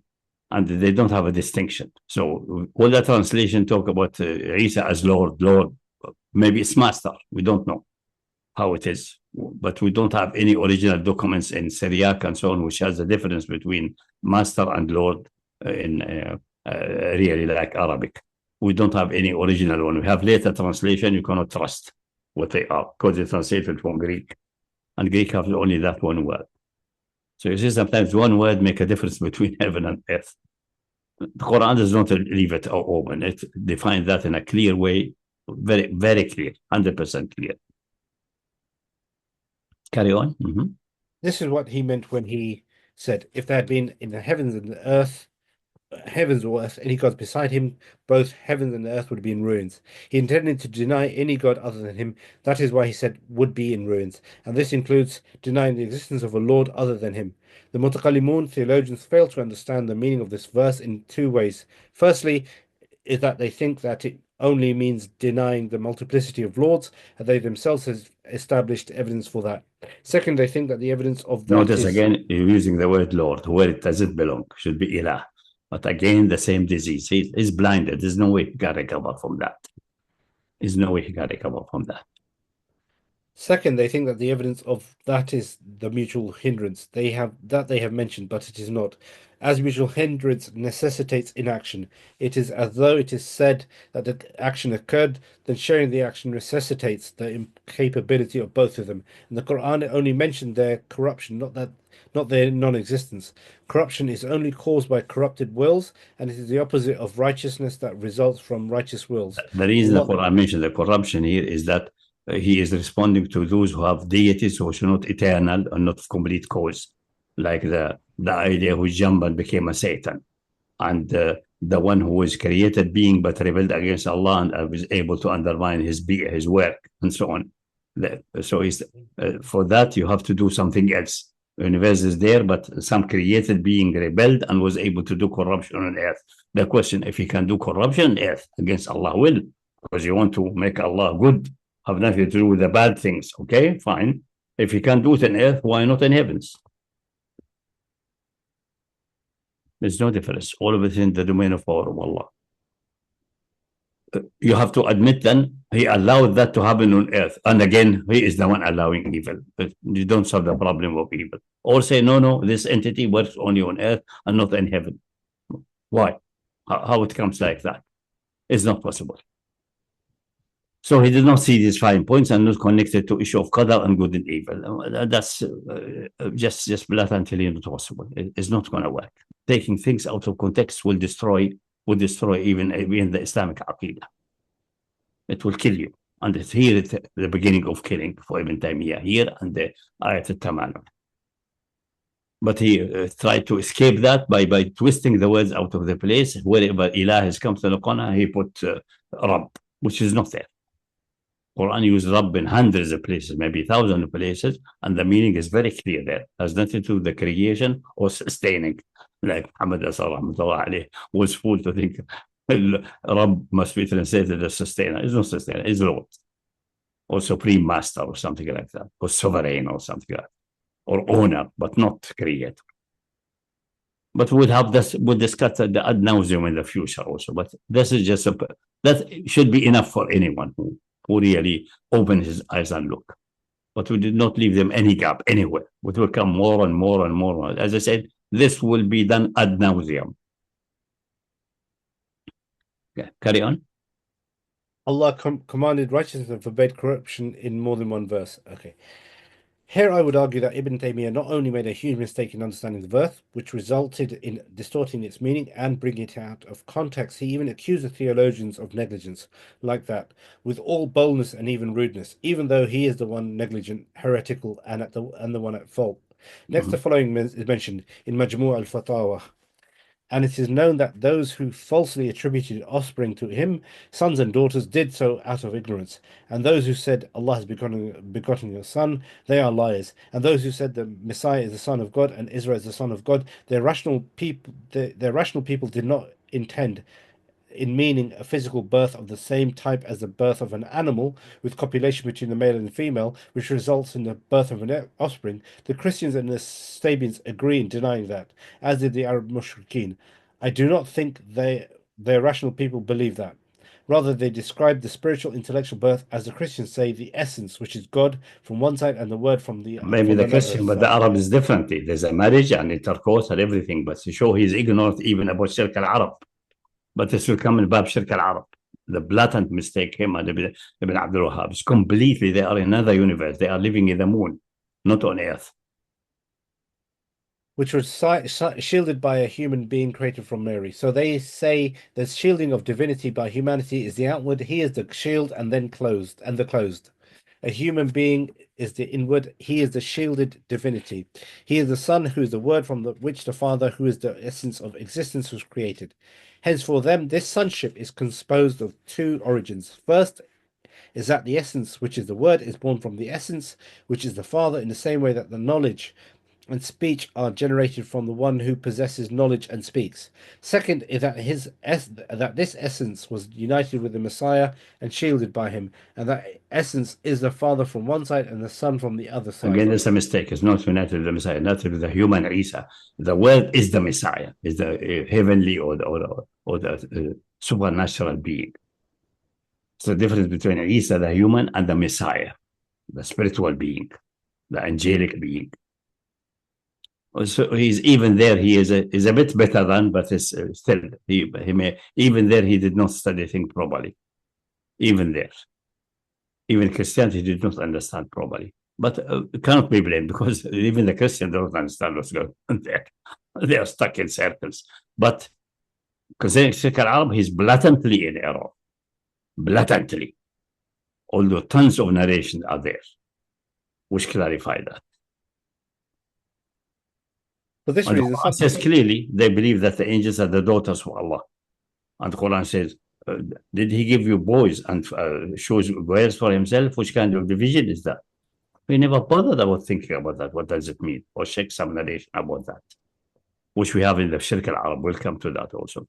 So it's simply a hopeless situation. He's stuck there. He's not able to get out. It's finished. There's no way he can get out. Unless you go to the level 0 and clean from the mess from the beginning, which we are trying to do in the Book of Tawheed, as it should be, based mostly and fundamentally on the Quran. And then whatever comes from the Sunnah will add extra flavor and details and so on, which you don't need for survival, but it's good. It will clarify things more. And also from history known by Tawatur, like the history of the issue of good and evil since 500 years before Christ and after that, it was really one of the most hot issues people discussing at that time, very intensively. Okay, carry on. For this reason, Allah sometimes said that they say the Messiah, the Son of God, and sometimes they say Allah is the Messiah, Son of Mary. As for his narration about them, when they said Allah is one in a Trinity, the interpreters say God, the Messiah, and his mother. As he said, Jesus, Son of Mary, did you say to... That's not true. That's not the Trinity. The Trinity is Father, Son, and he's confusing now because he wants to understand how can be Mary. And the Quran says in one place, Allah addressing Isa and Yawm al-Qiyamah saying, did you call the people to worship you, adopt me and my mother as divine beside Allah? So somehow they are regarded Maryam as divine. And he thought this is then the Trinity. That's not true. Maryam is declared divine because they gave her the title Mother of God. So she contained God in her belly. So this God by let's say by conduit and by let's say by touching or by what they call it, by containment, exactly like the idols. But she's not an idol, she's a human being. So she's the God's mother. Except the Nestorian. Nestor said this is wrong, that she is not God's mother.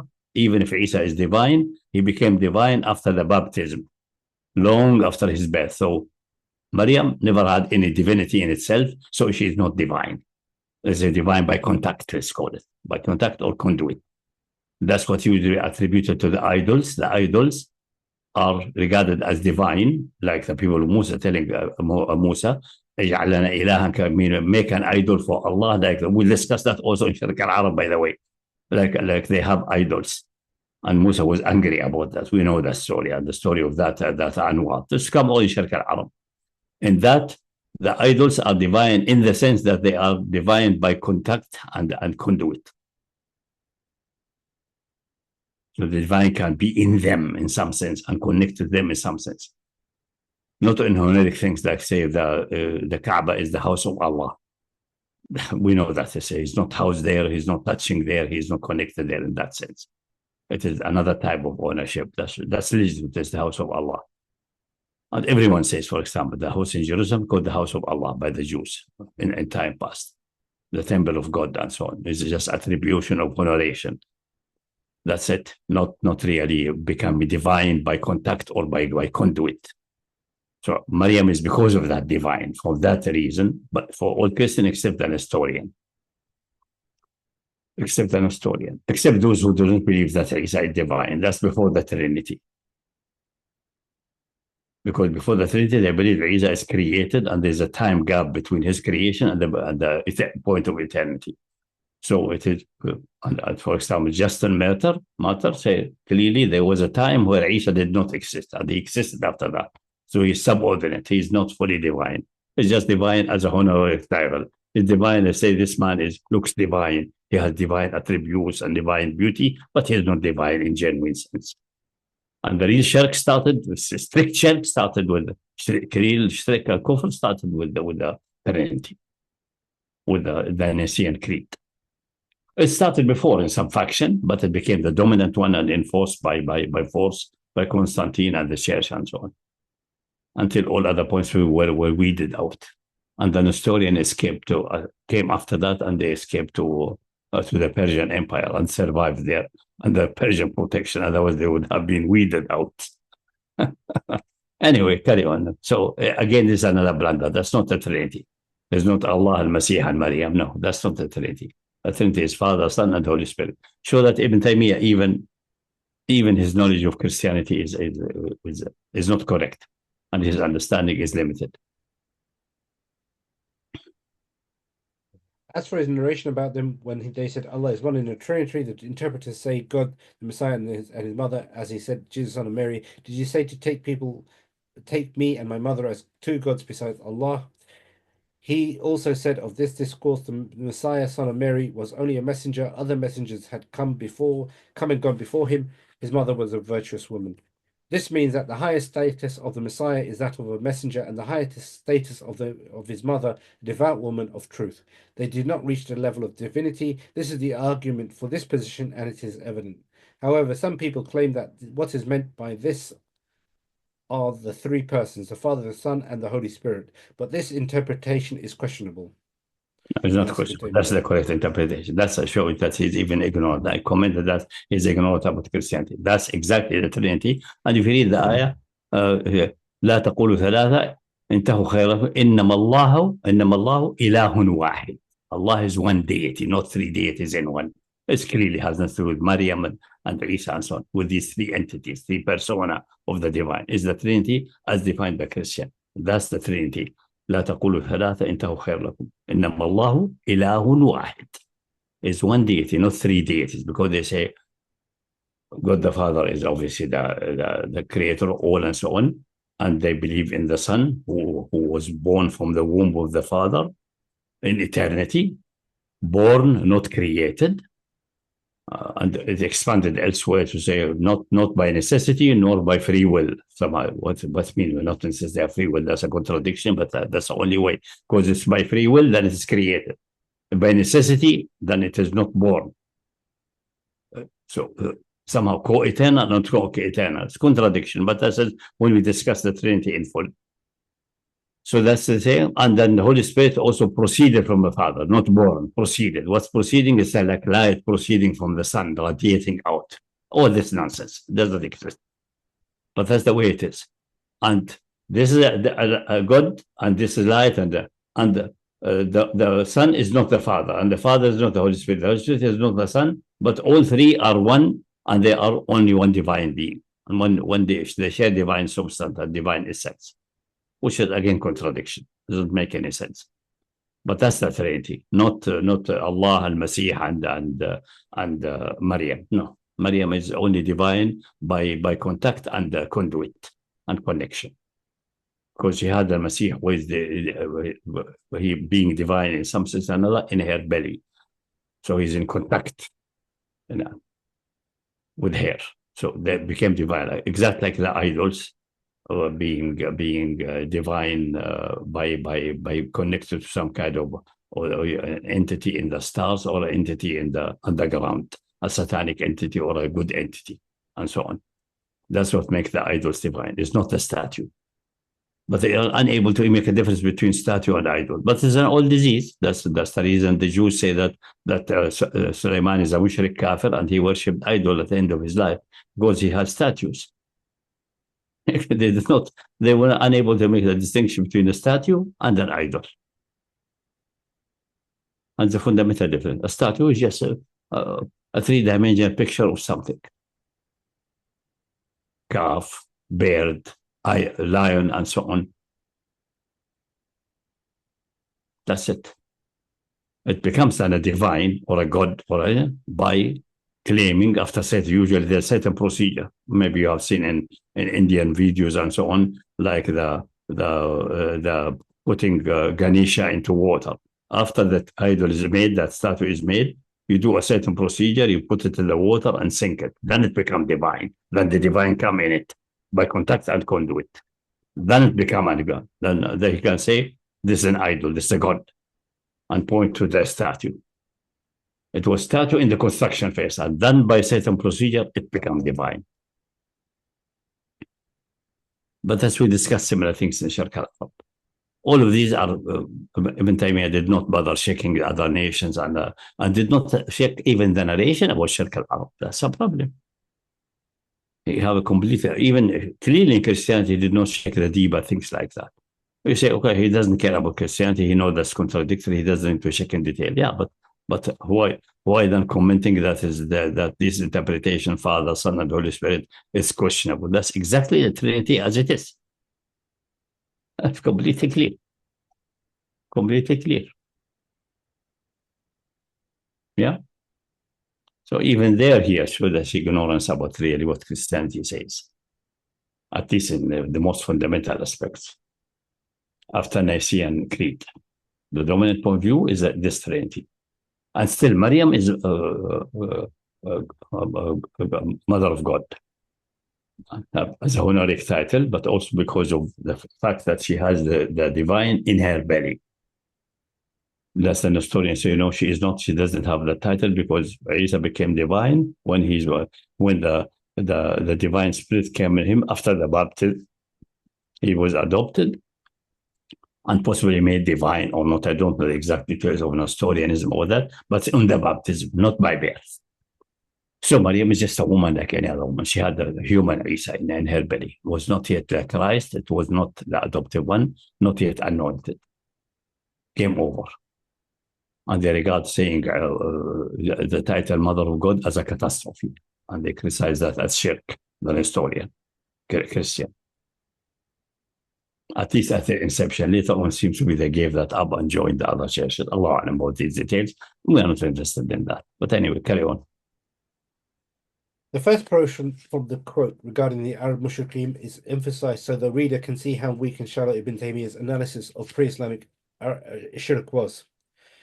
Even though elsewhere in his writing he specifically argued the following: whosoever wishes to learn about the condition of the mushrikeen in their worship of al-Than, idols, to understand the reality of shirk, associating partners with Allah, a matter that Allah has condemned in its different guises, in order to understand the ta'wil, interpretation of the Quran, to know what Allah and His Messenger have rebuked, one should look into the seerah of the Prophet ﷺ and concerning the condition of the Arabs during this time, to consider what al-Azraqi has mentioned in his book, Akhbar Makkah, and other than him from the scholars. Mm-hmm.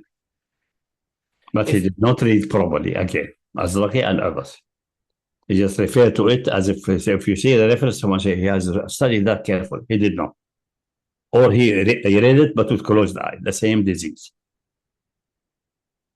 If only he had, this is your comment now, if only he himself had committed to that, as per his words, one will see clearly the catastrophic additional blunders he made concerning the shirk of the Arabs later in this present work. Mm-hmm. With regard to the other highlighted portions about the beliefs of the Christians, this leads one to doubt in his knowledge in this area. Elsewhere, Ibn Taymiyyah writes, and since the soul inevitably needs a desired object, beloved for its own sake, without which it cannot be upright or complete, and that is its Now he by comes to soul and love and worship. This has nothing to do with Ayat al-Fasad or al-Tamanu. It's something else. Maybe correct some of it, but it's not in this area. and that is its deity, then there is no deity that can bring its righteousness except Allah. For this reason, Allah the Almighty said, if there had been in heaven or earth any gods beside him, both heavens and earth would be in ruins. This does not apply only to mankind, but also to the angels and the jinns, for they are alive, rational, and speaking. They acquire knowledge and act by obedience, and they cannot be righteous without their desire, which is loved for itself. It is their deity, and it is forbidden for anything to be worshipped and loved for itself except Allah. Hence, had there been other gods besides Allah in the heavens or the earth, That's both of them, all of this, most of that is true, but has nothing to do with the ayah. It's not Ayat al-Fasad, it's something else. both of them would have surely been corrupted. For this reason, the deen of all the messengers was to worship Allah alone. He has no partner. Now, this is your comment. Returning to his work entitled Jami al-Masail, he says, after quoting verse 22 of Surah Al-Anbiya, we have previously written about principles related to this in the context of Tawheed al-Rububiyyah, Tawheed al-Uluhiyyah, and how, just as it is impossible for creatures to have two lords, it is also impossible for it to have two gods. We also discussed the effective and final causes and reasons. Concerning his statement, it is you we worship, it is you we ask for help. We discussed how all actions arise from love, which is the essence of worship. We elaborated upon these topics in a noble That's almost that's blah blah blah. That and doesn't break beneficial up. and enlightening manner. All praises due to Allah. The rest of the book shows that he's gone ballistic. He's trying to define worship as based on love and submission of human activity, and this is the wrong definition. So if you direct love and submission to any entity, the entity suddenly become divine by that, which is impossible. That's not the case. Besides, it's refuted by, for example, regarding the Ahriman, the devil, the evil creator or something like that, as divine. Clearly, and their worship is that they're afraid of him and they bring sacrifices to avoid his evil. They don't love him, they hate him, but they bring sacrifice to avoid his evil, for example. So this definition is not consistent. It does not get us anywhere.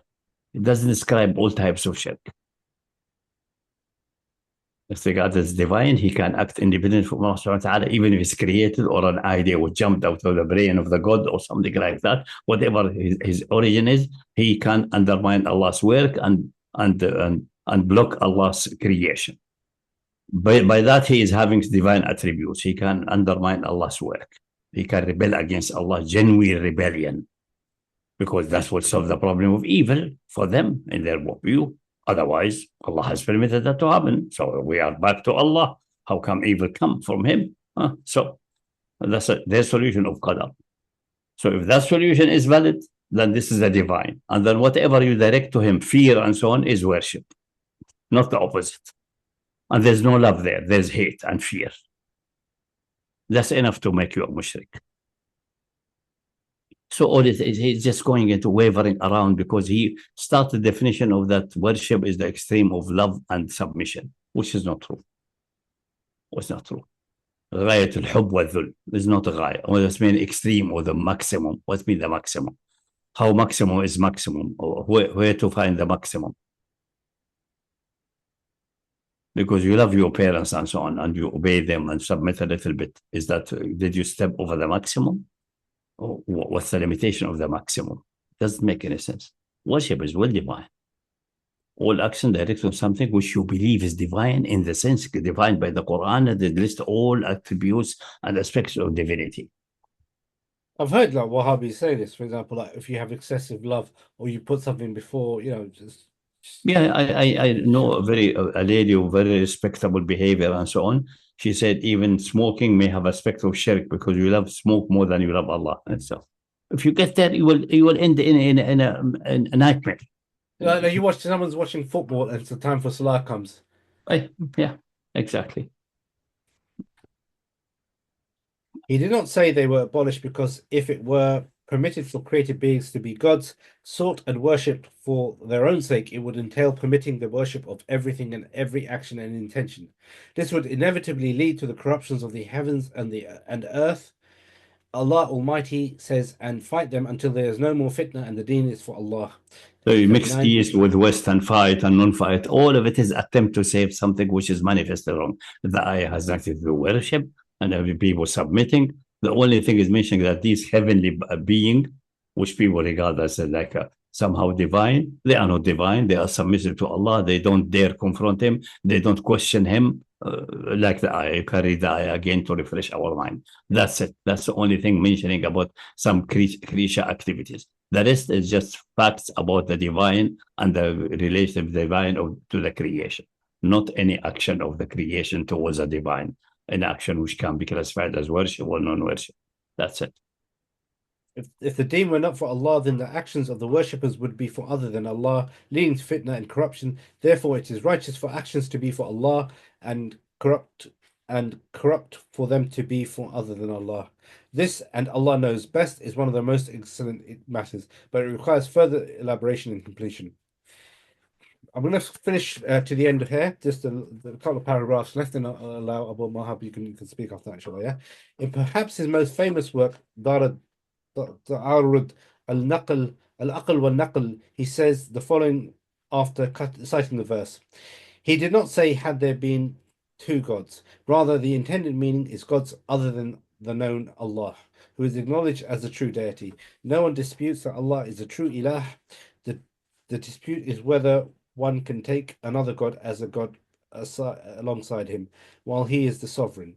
The next quotes from Ibn Taymiyyah are all from his Majmu' al-Fatawa.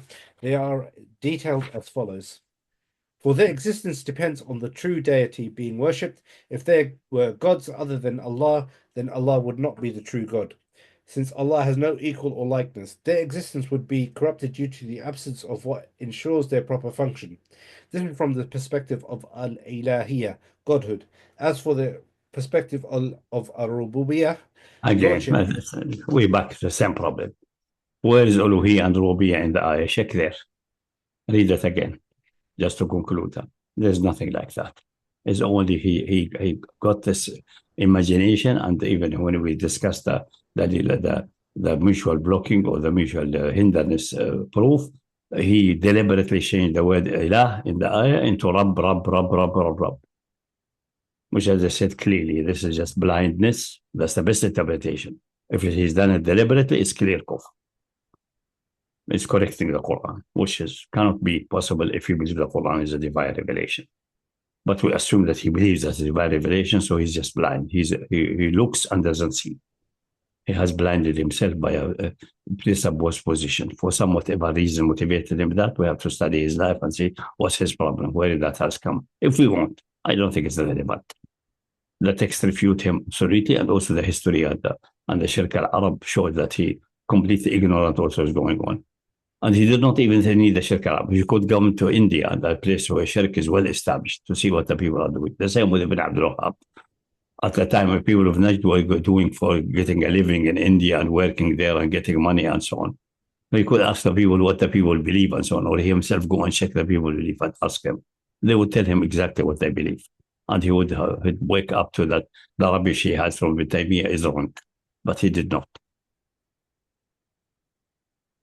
Yeah. Okay. As for the perspective of Rububiyyah, Lordship, it is a different matter which we will clarify in its appropriate place. Rather, it is not permissible to love any of the existing beings for its own sake, except by him. Glorified is Allah, and he is to be praised. Every beloved thing in the world can only be loved for the sake of something else, not for its own sake. The Lord, exalted be he, is the one who must be loved for his own sake, and this is one of the meanings of Uluhiyyah. Hence, loving something for its own sake is shirk. No, that's all. Doesn't make any sense. What does he even mean by that? Ask him. It's just nonsense. Because he defined worship as extreme in love and submission. Assalamu alaikum, Professor. Remember last week when we talked about can I just finish this sentence so that I've got to complete okay, go ahead. Okay. Okay. Just the final paragraph coming up. Yeah, nothing should be loved for its own sake except Allah. This is a unique characteristic, unique to His divinity, and only Allah deserves this. Any other beloved object, if it is not loved for the sake of Allah, then that love is corrupted. And that concludes Ibn Taymiyyah Majmu' al-Fatawa.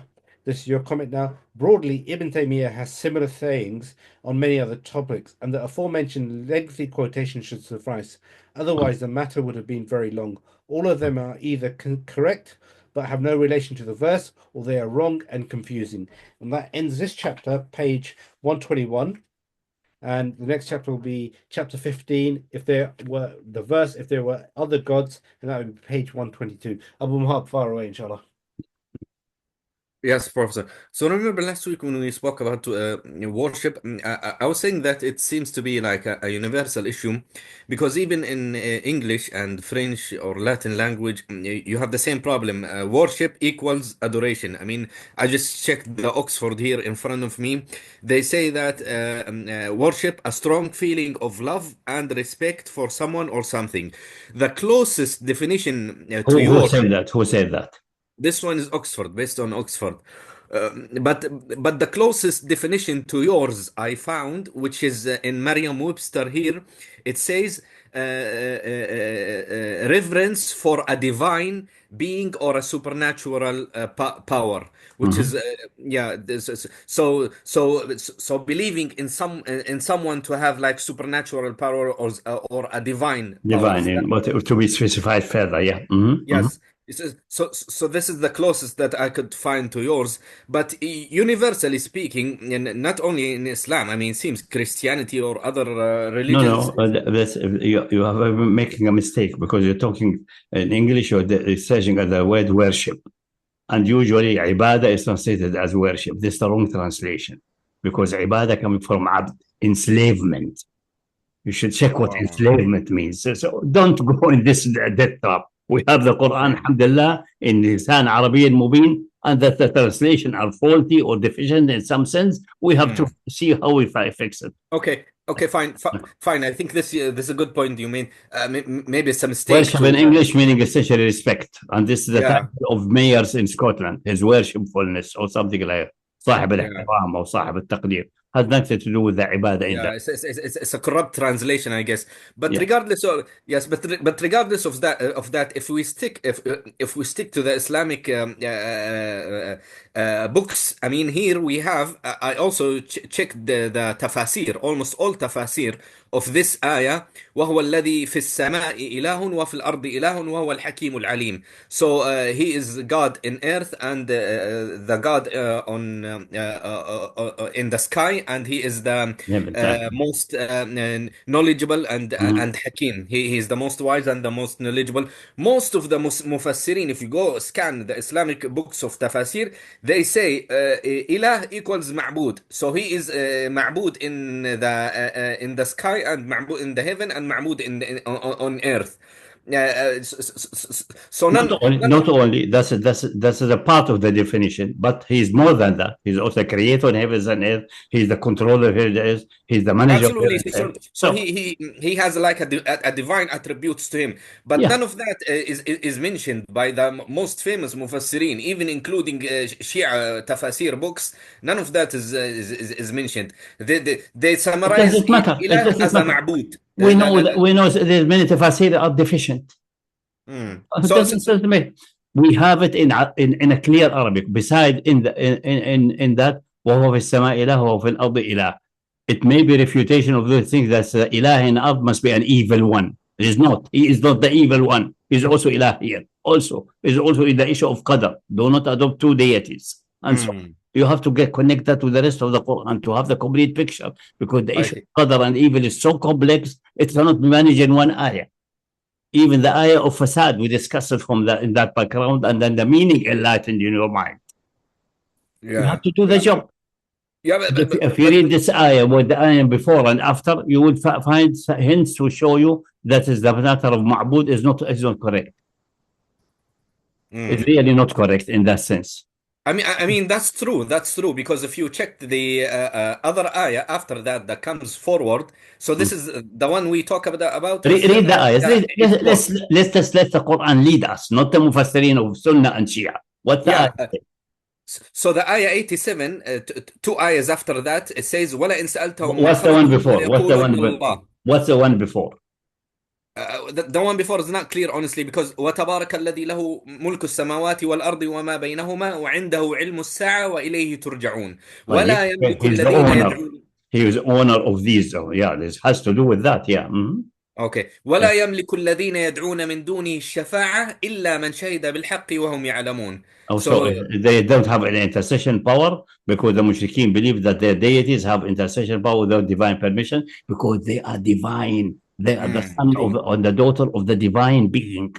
And then he comes. He's the only deity here and there, including result of that, the only one worth worshipping here and there. But he's a divine, independent of there is any worshipper or not. Read before and read after. That it's enlightened. That the people cut it out, that's their mistake. They have to pay the price for that. Being confused and going in circle forever. I totally agree with you. I mean, this is my point of view as well. But so it doesn't matter. It seems that this problem originated before Ibn Taymiyyah because most of the Mufassirin. I'm not saying it's Ibn Taymiyyah is the origin. I'm saying it is wrong. Even it's originated by Umar ibn Khattab. It doesn't help. Yeah, it seems that it has originated from one of the Sahabi. I know that Qatada, most of them they say that Qatada says Ilah equals Ma'bud. That's a Tabi'i, and Qatada has also his own blunders. Tabi'i, yeah. So it's an ancient. And even if it's Sahabi, it's no problem. It's a mistake. So what makes Sahabi having a crown on his head, making him making no mistake? And many of Sahaba have either Christian background or Jewish background coming from Yemen, and they're contaminated with some philosophical and other issues from there. Take a method of Adi ibn Hatim when we came find the Messenger of Allah reading say اتخذوا أحبارهم وأرهبانهم أربابا من دون الله. He understood أربابا, the things who are worshipped. They said as a being worshipped. Actually, he's better than Ibn Taymiyyah. And he said immediately, oh, no, I caught this man by a mistake. Say, ما عبدناهم. That's his answer. He didn't say we did not adopt them as lords. ما عبدناهم. The Messiah said, did not they permit the haram and disallow the halal and so on, and you obey them? Says, yes, that's happening. That's true. Said, فتلك عبادتهم. That's the authoritative thing you can refer to. Yeah. I see. And even some people, the isnad is not up to the standard. Okay, but we have the isnad to Hudayfa. Ask about this ayah. Say, indeed, they did not make salah to them. They did not pay zakat for them, but they obeyed them in disobedience to Allah subhanahu wa ta'ala. The same thing. So he substituted صلوا لهم وسجدوا لهم. They did not do that. But they did obey them in disobedience to Allah subhanahu wa ta'ala. That's even not precise, but this is a simple language with a simple Bedouin will understand. Yeah. Okay. I see. Now, unrelated to this, moving to the second point, if you wish, which is I want to give like a comment on previous episode. I wasn't here when you spoke about the when Allah subhanahu wa ta'ala he said قل إن كان للرحمن ولد فأنا أول العابدين. So if Allah had a walad عياذ بالله, that prophet he will be the first worshipper. And you explained that you gave like a rational argument to explain this, and it was beautiful, mashallah. But I think that this is has to do more about rhetorical argument more than a rational argument, because first of all, yeah, I will tell you, because first of all, here the argument is against the pagans, not the Christians. So the no, it has nothing to do with pagans and Christians. Generally, if the Rahman, if the merciful Lord has an offspring, a genuine offspring with of divine nature in some sense or another, then I'm the first one to worship him. But I'm denying that there's none like that existing. That's it. That's it. Yeah, but as you just said, if you scan the context, the before and after ayahs. Read the context. Just read it. Yes. Okay, so لقد جئناكم بالحق ولكن أكثركم للحق كارهون. This is the final point that I want to stress is those pagans they know the truth but they deny it. No. Go So it's before. like We are juhud. not if they deny or not. This is go the ayah before. Okay, so okay, إن المجرمين في عذاب جهنم خالدون لا يفتر عنهم وهم فيه مبلسون وما ظلمناهم ولكن كانوا هم الظالمين ونادوا يا مالك ليقضي علينا ربك قال إنكم ماكثون لقد جئناكم بالحق ولكن أكثركم للحق كارهون. So I understand this that those pagans they refused to obey the truth even though they acknowledge it. No. They hate the truth.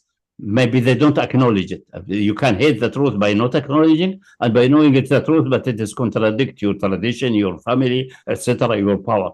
They're very various ways. They say, لم يقل منكرون قال كارهون. This is Arabic. Read That's carefully. different.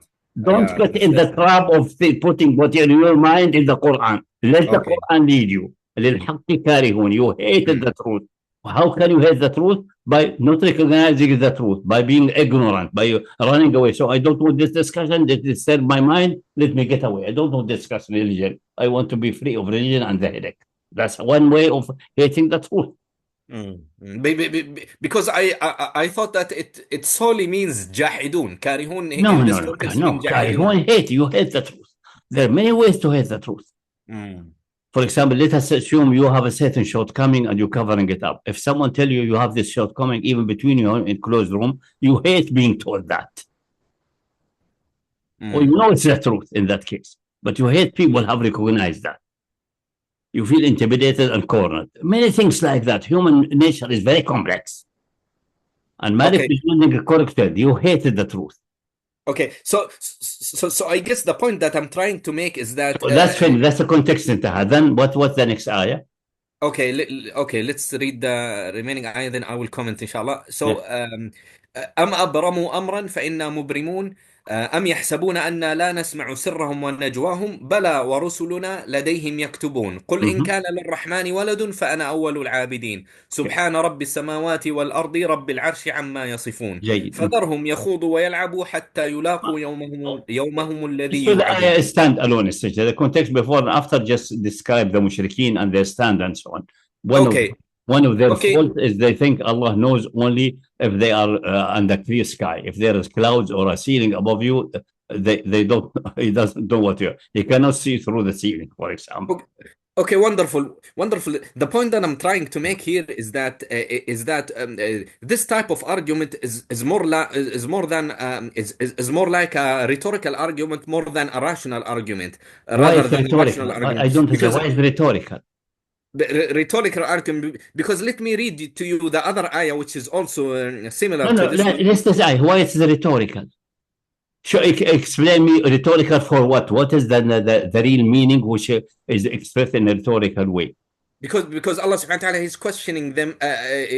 If you have evidence, then present them to me. How did you know that that I have an offspring? Have you witnessed this creation, or you have a dalil? You have that's another issue. Then you claim I have a son. I say I don't have. But do you have any evidence or any revelation before any information? Bring it. That's the usual Quran saying. Bring your exactly. So I'm trying to say that this is a rhetorical argument more than like a philosophical rational. No, it is rhetorical and philosophical at the same time. Say, tell Muhammad, if the merciful Lord has a real offspring with divine nature, then by necessity is divine and worthy of worship. I would worship him, but he has none. Yeah, and in fact, these pagans used to say that Allah subhanahu wa ta'ala had an offspring and is a female.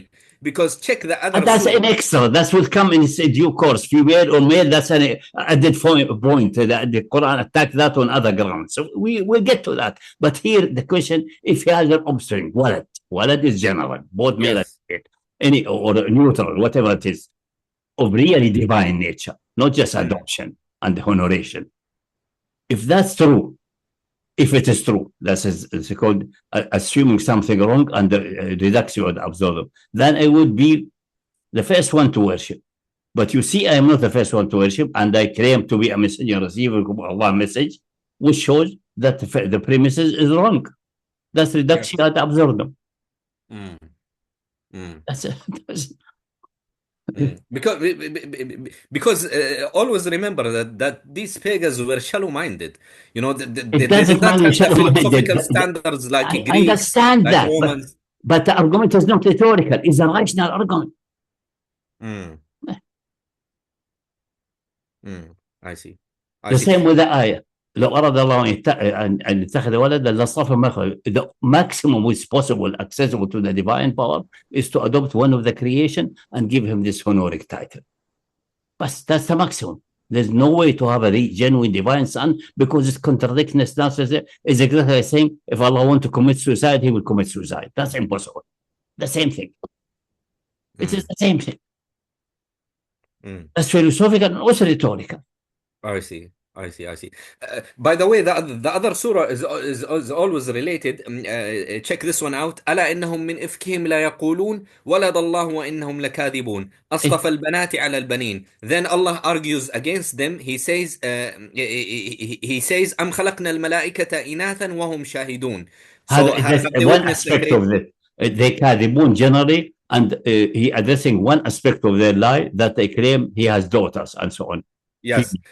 And say, why attribute daughter to Allah and you keep the sons for you? Why suddenly Allah daughters are suitable for Allah?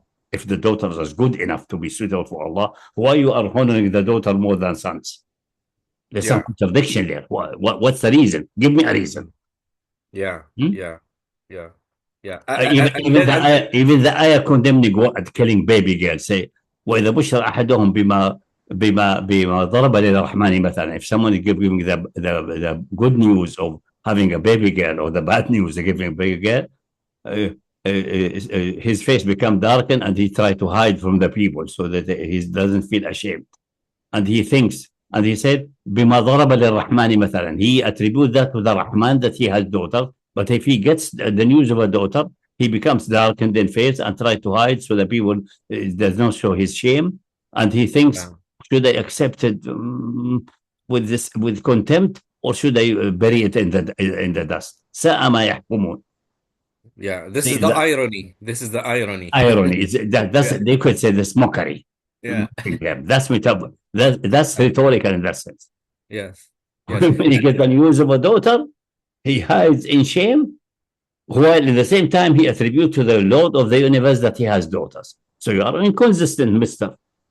If daughters are good for the universe, should be good for you, better than boys. Or you should not attribute daughters to the Lord of the universe. Choose one. It doesn't work otherwise. It doesn't work otherwise. It's impossible. It can't happen. So how come in the divine realm female are superior and can be divine, and in the real realm they are inferior and hated and even buried alive? Get me an explanation. That's it.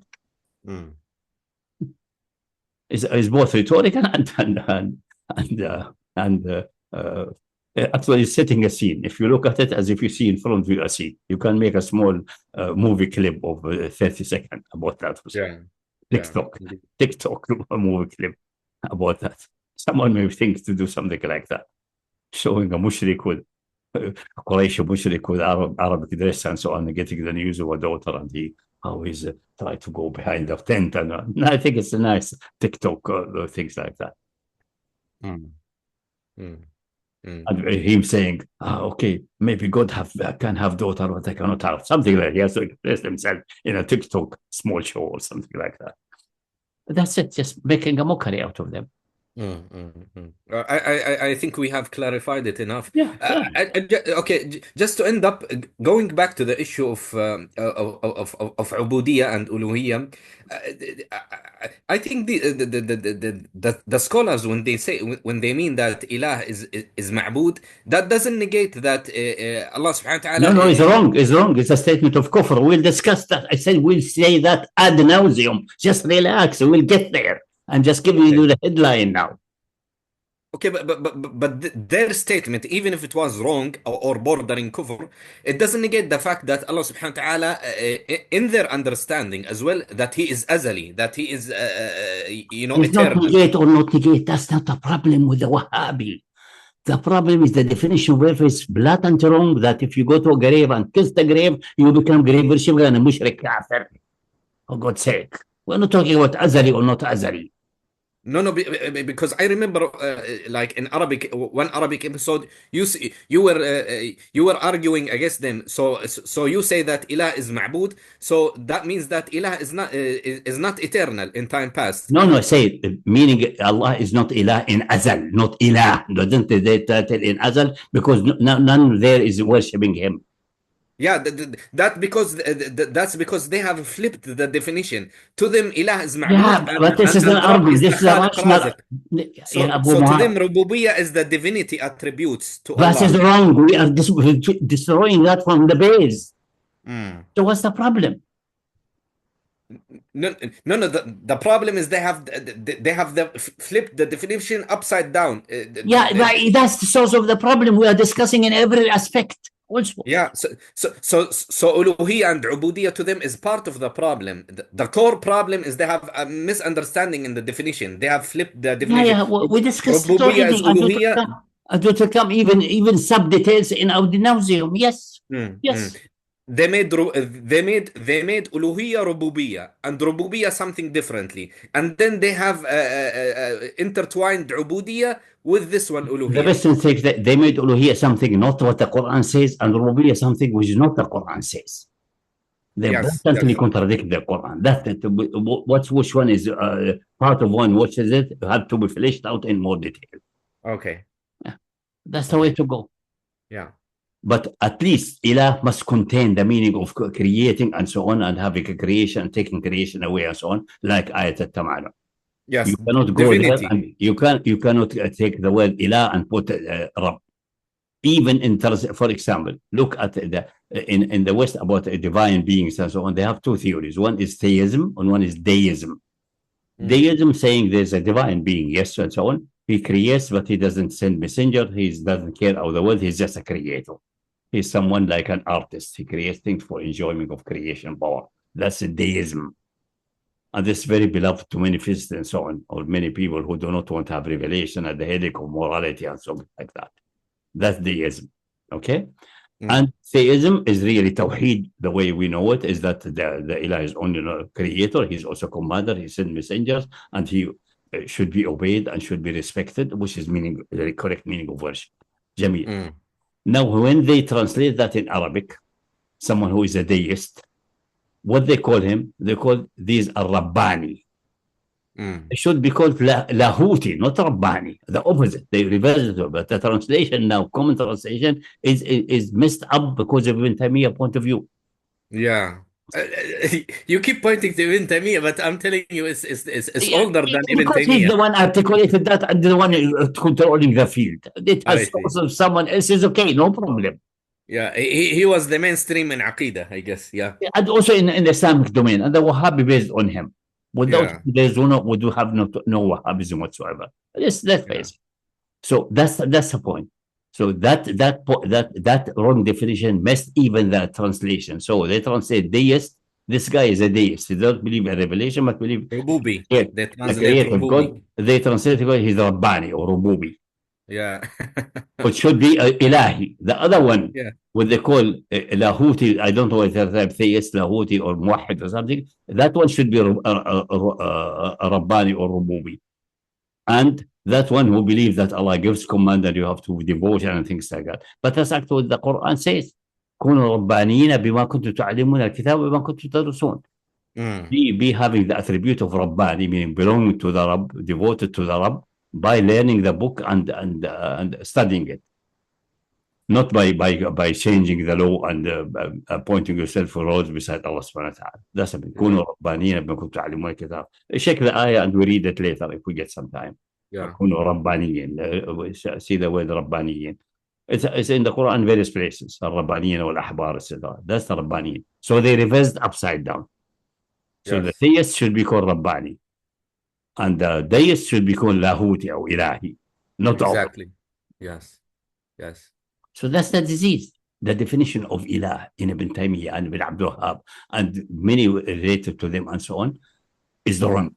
And the definition of Rabb is wrong. That's the problem. And it's fundamentally wrong in such a way that will deform Tawheed and get things which bordering on kufr. Some of them is clear kufr by themselves. Yeah. Okay. We'll continue, inshallah. And some nonsensical statement, like for example, when the Wahhabi worshipping others, وَالذَّبْحَ لِلْقِبَابِ. What's mean الذَّبْحَ لِلْقِبَابِ? Who slaughter for the kebab, qubba? Yeah. Meaning the kebab on graves. Okay. Nobody slaughter for the grave. Slaughters for the maqbur. But he doesn't slaughter for the maqbur. He slaughters for the spirit of the maqbur. And he doesn't believe that he's slaughtering for the bones and so on, which has disintegrated, doesn't mean anything. It's just the grave is just a reference point for the spirit of the maqbur. What does it mean, spirit of the maqbur? That just dabh for kebab. You slaughter something at a dome, you are mushrik kafir, and they will pull the sword and cut your neck. That's it. The results are catastrophic. Yeah. It makes the mere action shirk. Without even giving any divine attribute. Because the mere action is regarded as ibadah, which is impossible. Ibadah, yes, indeed. Yeah. It's not, that's it. Subhanallah, yes. And the ibadah is hub and dhul and things like that. All this nonsense. It has nothing to do. Yeah. Okay. I don't feel that. Yeah. Okay, inshallah, we'll continue, inshallah, discussion in the coming episodes, inshallah. Jazakallah khair. Barakallah. Okay, inshallah. Next week, inshallah. We might change times to 9:30 or we'll have a discussion, inshallah. Maybe no, 9:30 is way too late. Maybe 8. Well, when Maghrib starts to get 8 and then you do Jam' Maghrib and Isha, because soon Maghrib will come and squeeze us. Even 9:30 or 10 will be very, very late. Okay. So I'll message people. We never end in 2 hours. 3 hours will be, the people barely will get time to pray Isha, because Isha will be in the broadcast anyway. And then after that, till you pray Isha and go to bed, then you miss Fajr. That's not good. So maybe 8. Anyway, ask in Enterprise and see. And in Tafsir, we will announce it then. Yeah. Okay. Make a vote. Let the people vote. I will say 8. I'll set multiple arms anyway. 8 is the better way. And then after that, you do Jam' Ta'khir. Okay, sure. Which is accepted by everyone, even the one who object to Jam' Taqdeem. They say Jam' Ta'khir is called Jam' Suri. You Jam' at the end of the one before the beginning of the other one. So it's no problem, even for these who are stuck with the Jam' is impossible. And so like Hanafi especially and some others. Or some Wahhabi says from the Kabair. No, it's not from the Kabair, but independent of that. And Abadi and things like that, who went extreme in that. They cannot swallow it down their throat. Because the things coming close to Allah is making things as difficult as possible. Exactly the Jewish mentality, which is the absolutely opposite. Okay. What Allah has enacted and what Ibrahim essentially was doing is the easiest way, is the easy, simple, straightforward Hanifiyah. That's the one. That's the one superior to anything else. That's Hanifiyah of Ibrahim and Muhammad as-Sassar. Not the Judaism of Musa and even Hatta Isa. That has more restriction and tightness.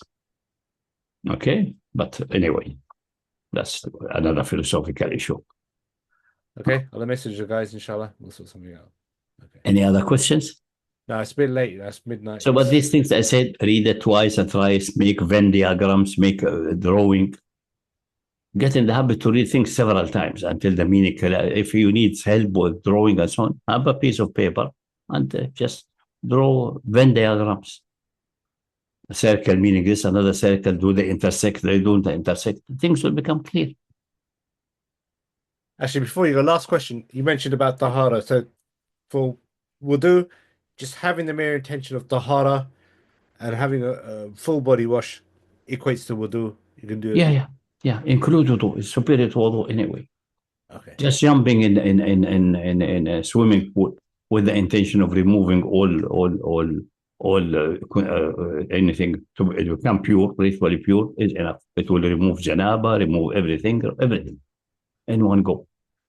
Provided you sink so that your head is under the water for just 1 second, 2 seconds. That's it. I mean, a shower is sufficient, then, isn't it? Shower is more than sufficient. Yeah. Even I give you something which is more sufficient. Jumping in the pool. Immediately sink down and then get up and go the stairs up and get. Nobody will do that. People will swim a little bit and move their muscles a little bit. So. And people sometimes they rub themselves as if they're doing that and then go to the shower to complete the cleaning. That's the normal way. So it will be super tahara even. So this is all nonsense what the people are coming with. Okay, inshallah. Okay. Same again next week. And all the description of ghusl and so on and put on the head and the right arm and the left arm, because the poor guys at the time, they have barely any water. Barely any water.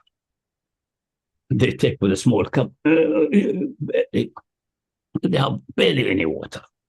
So they have to be very economical with water. If you talk about shower, say, where you get a shower anywhere in Arabia at that time. Okay, nice. Same next week, inshallah. Nice. Yeah. Okay. So, okay. سبحانك اللهم وبحمدك نستغفرك ونتوب إليك. اللهم صل على محمد وآل محمد كما صليت على إبراهيم وآل إبراهيم في العالمين إنك حميد مجيد. وبارك على محمد وآل محمد كما باركت على إبراهيم وعلى آل إبراهيم في العالمين إنك حميد مجيد. تصبحون على خير والسلام عليكم ورحمة الله وبركاته.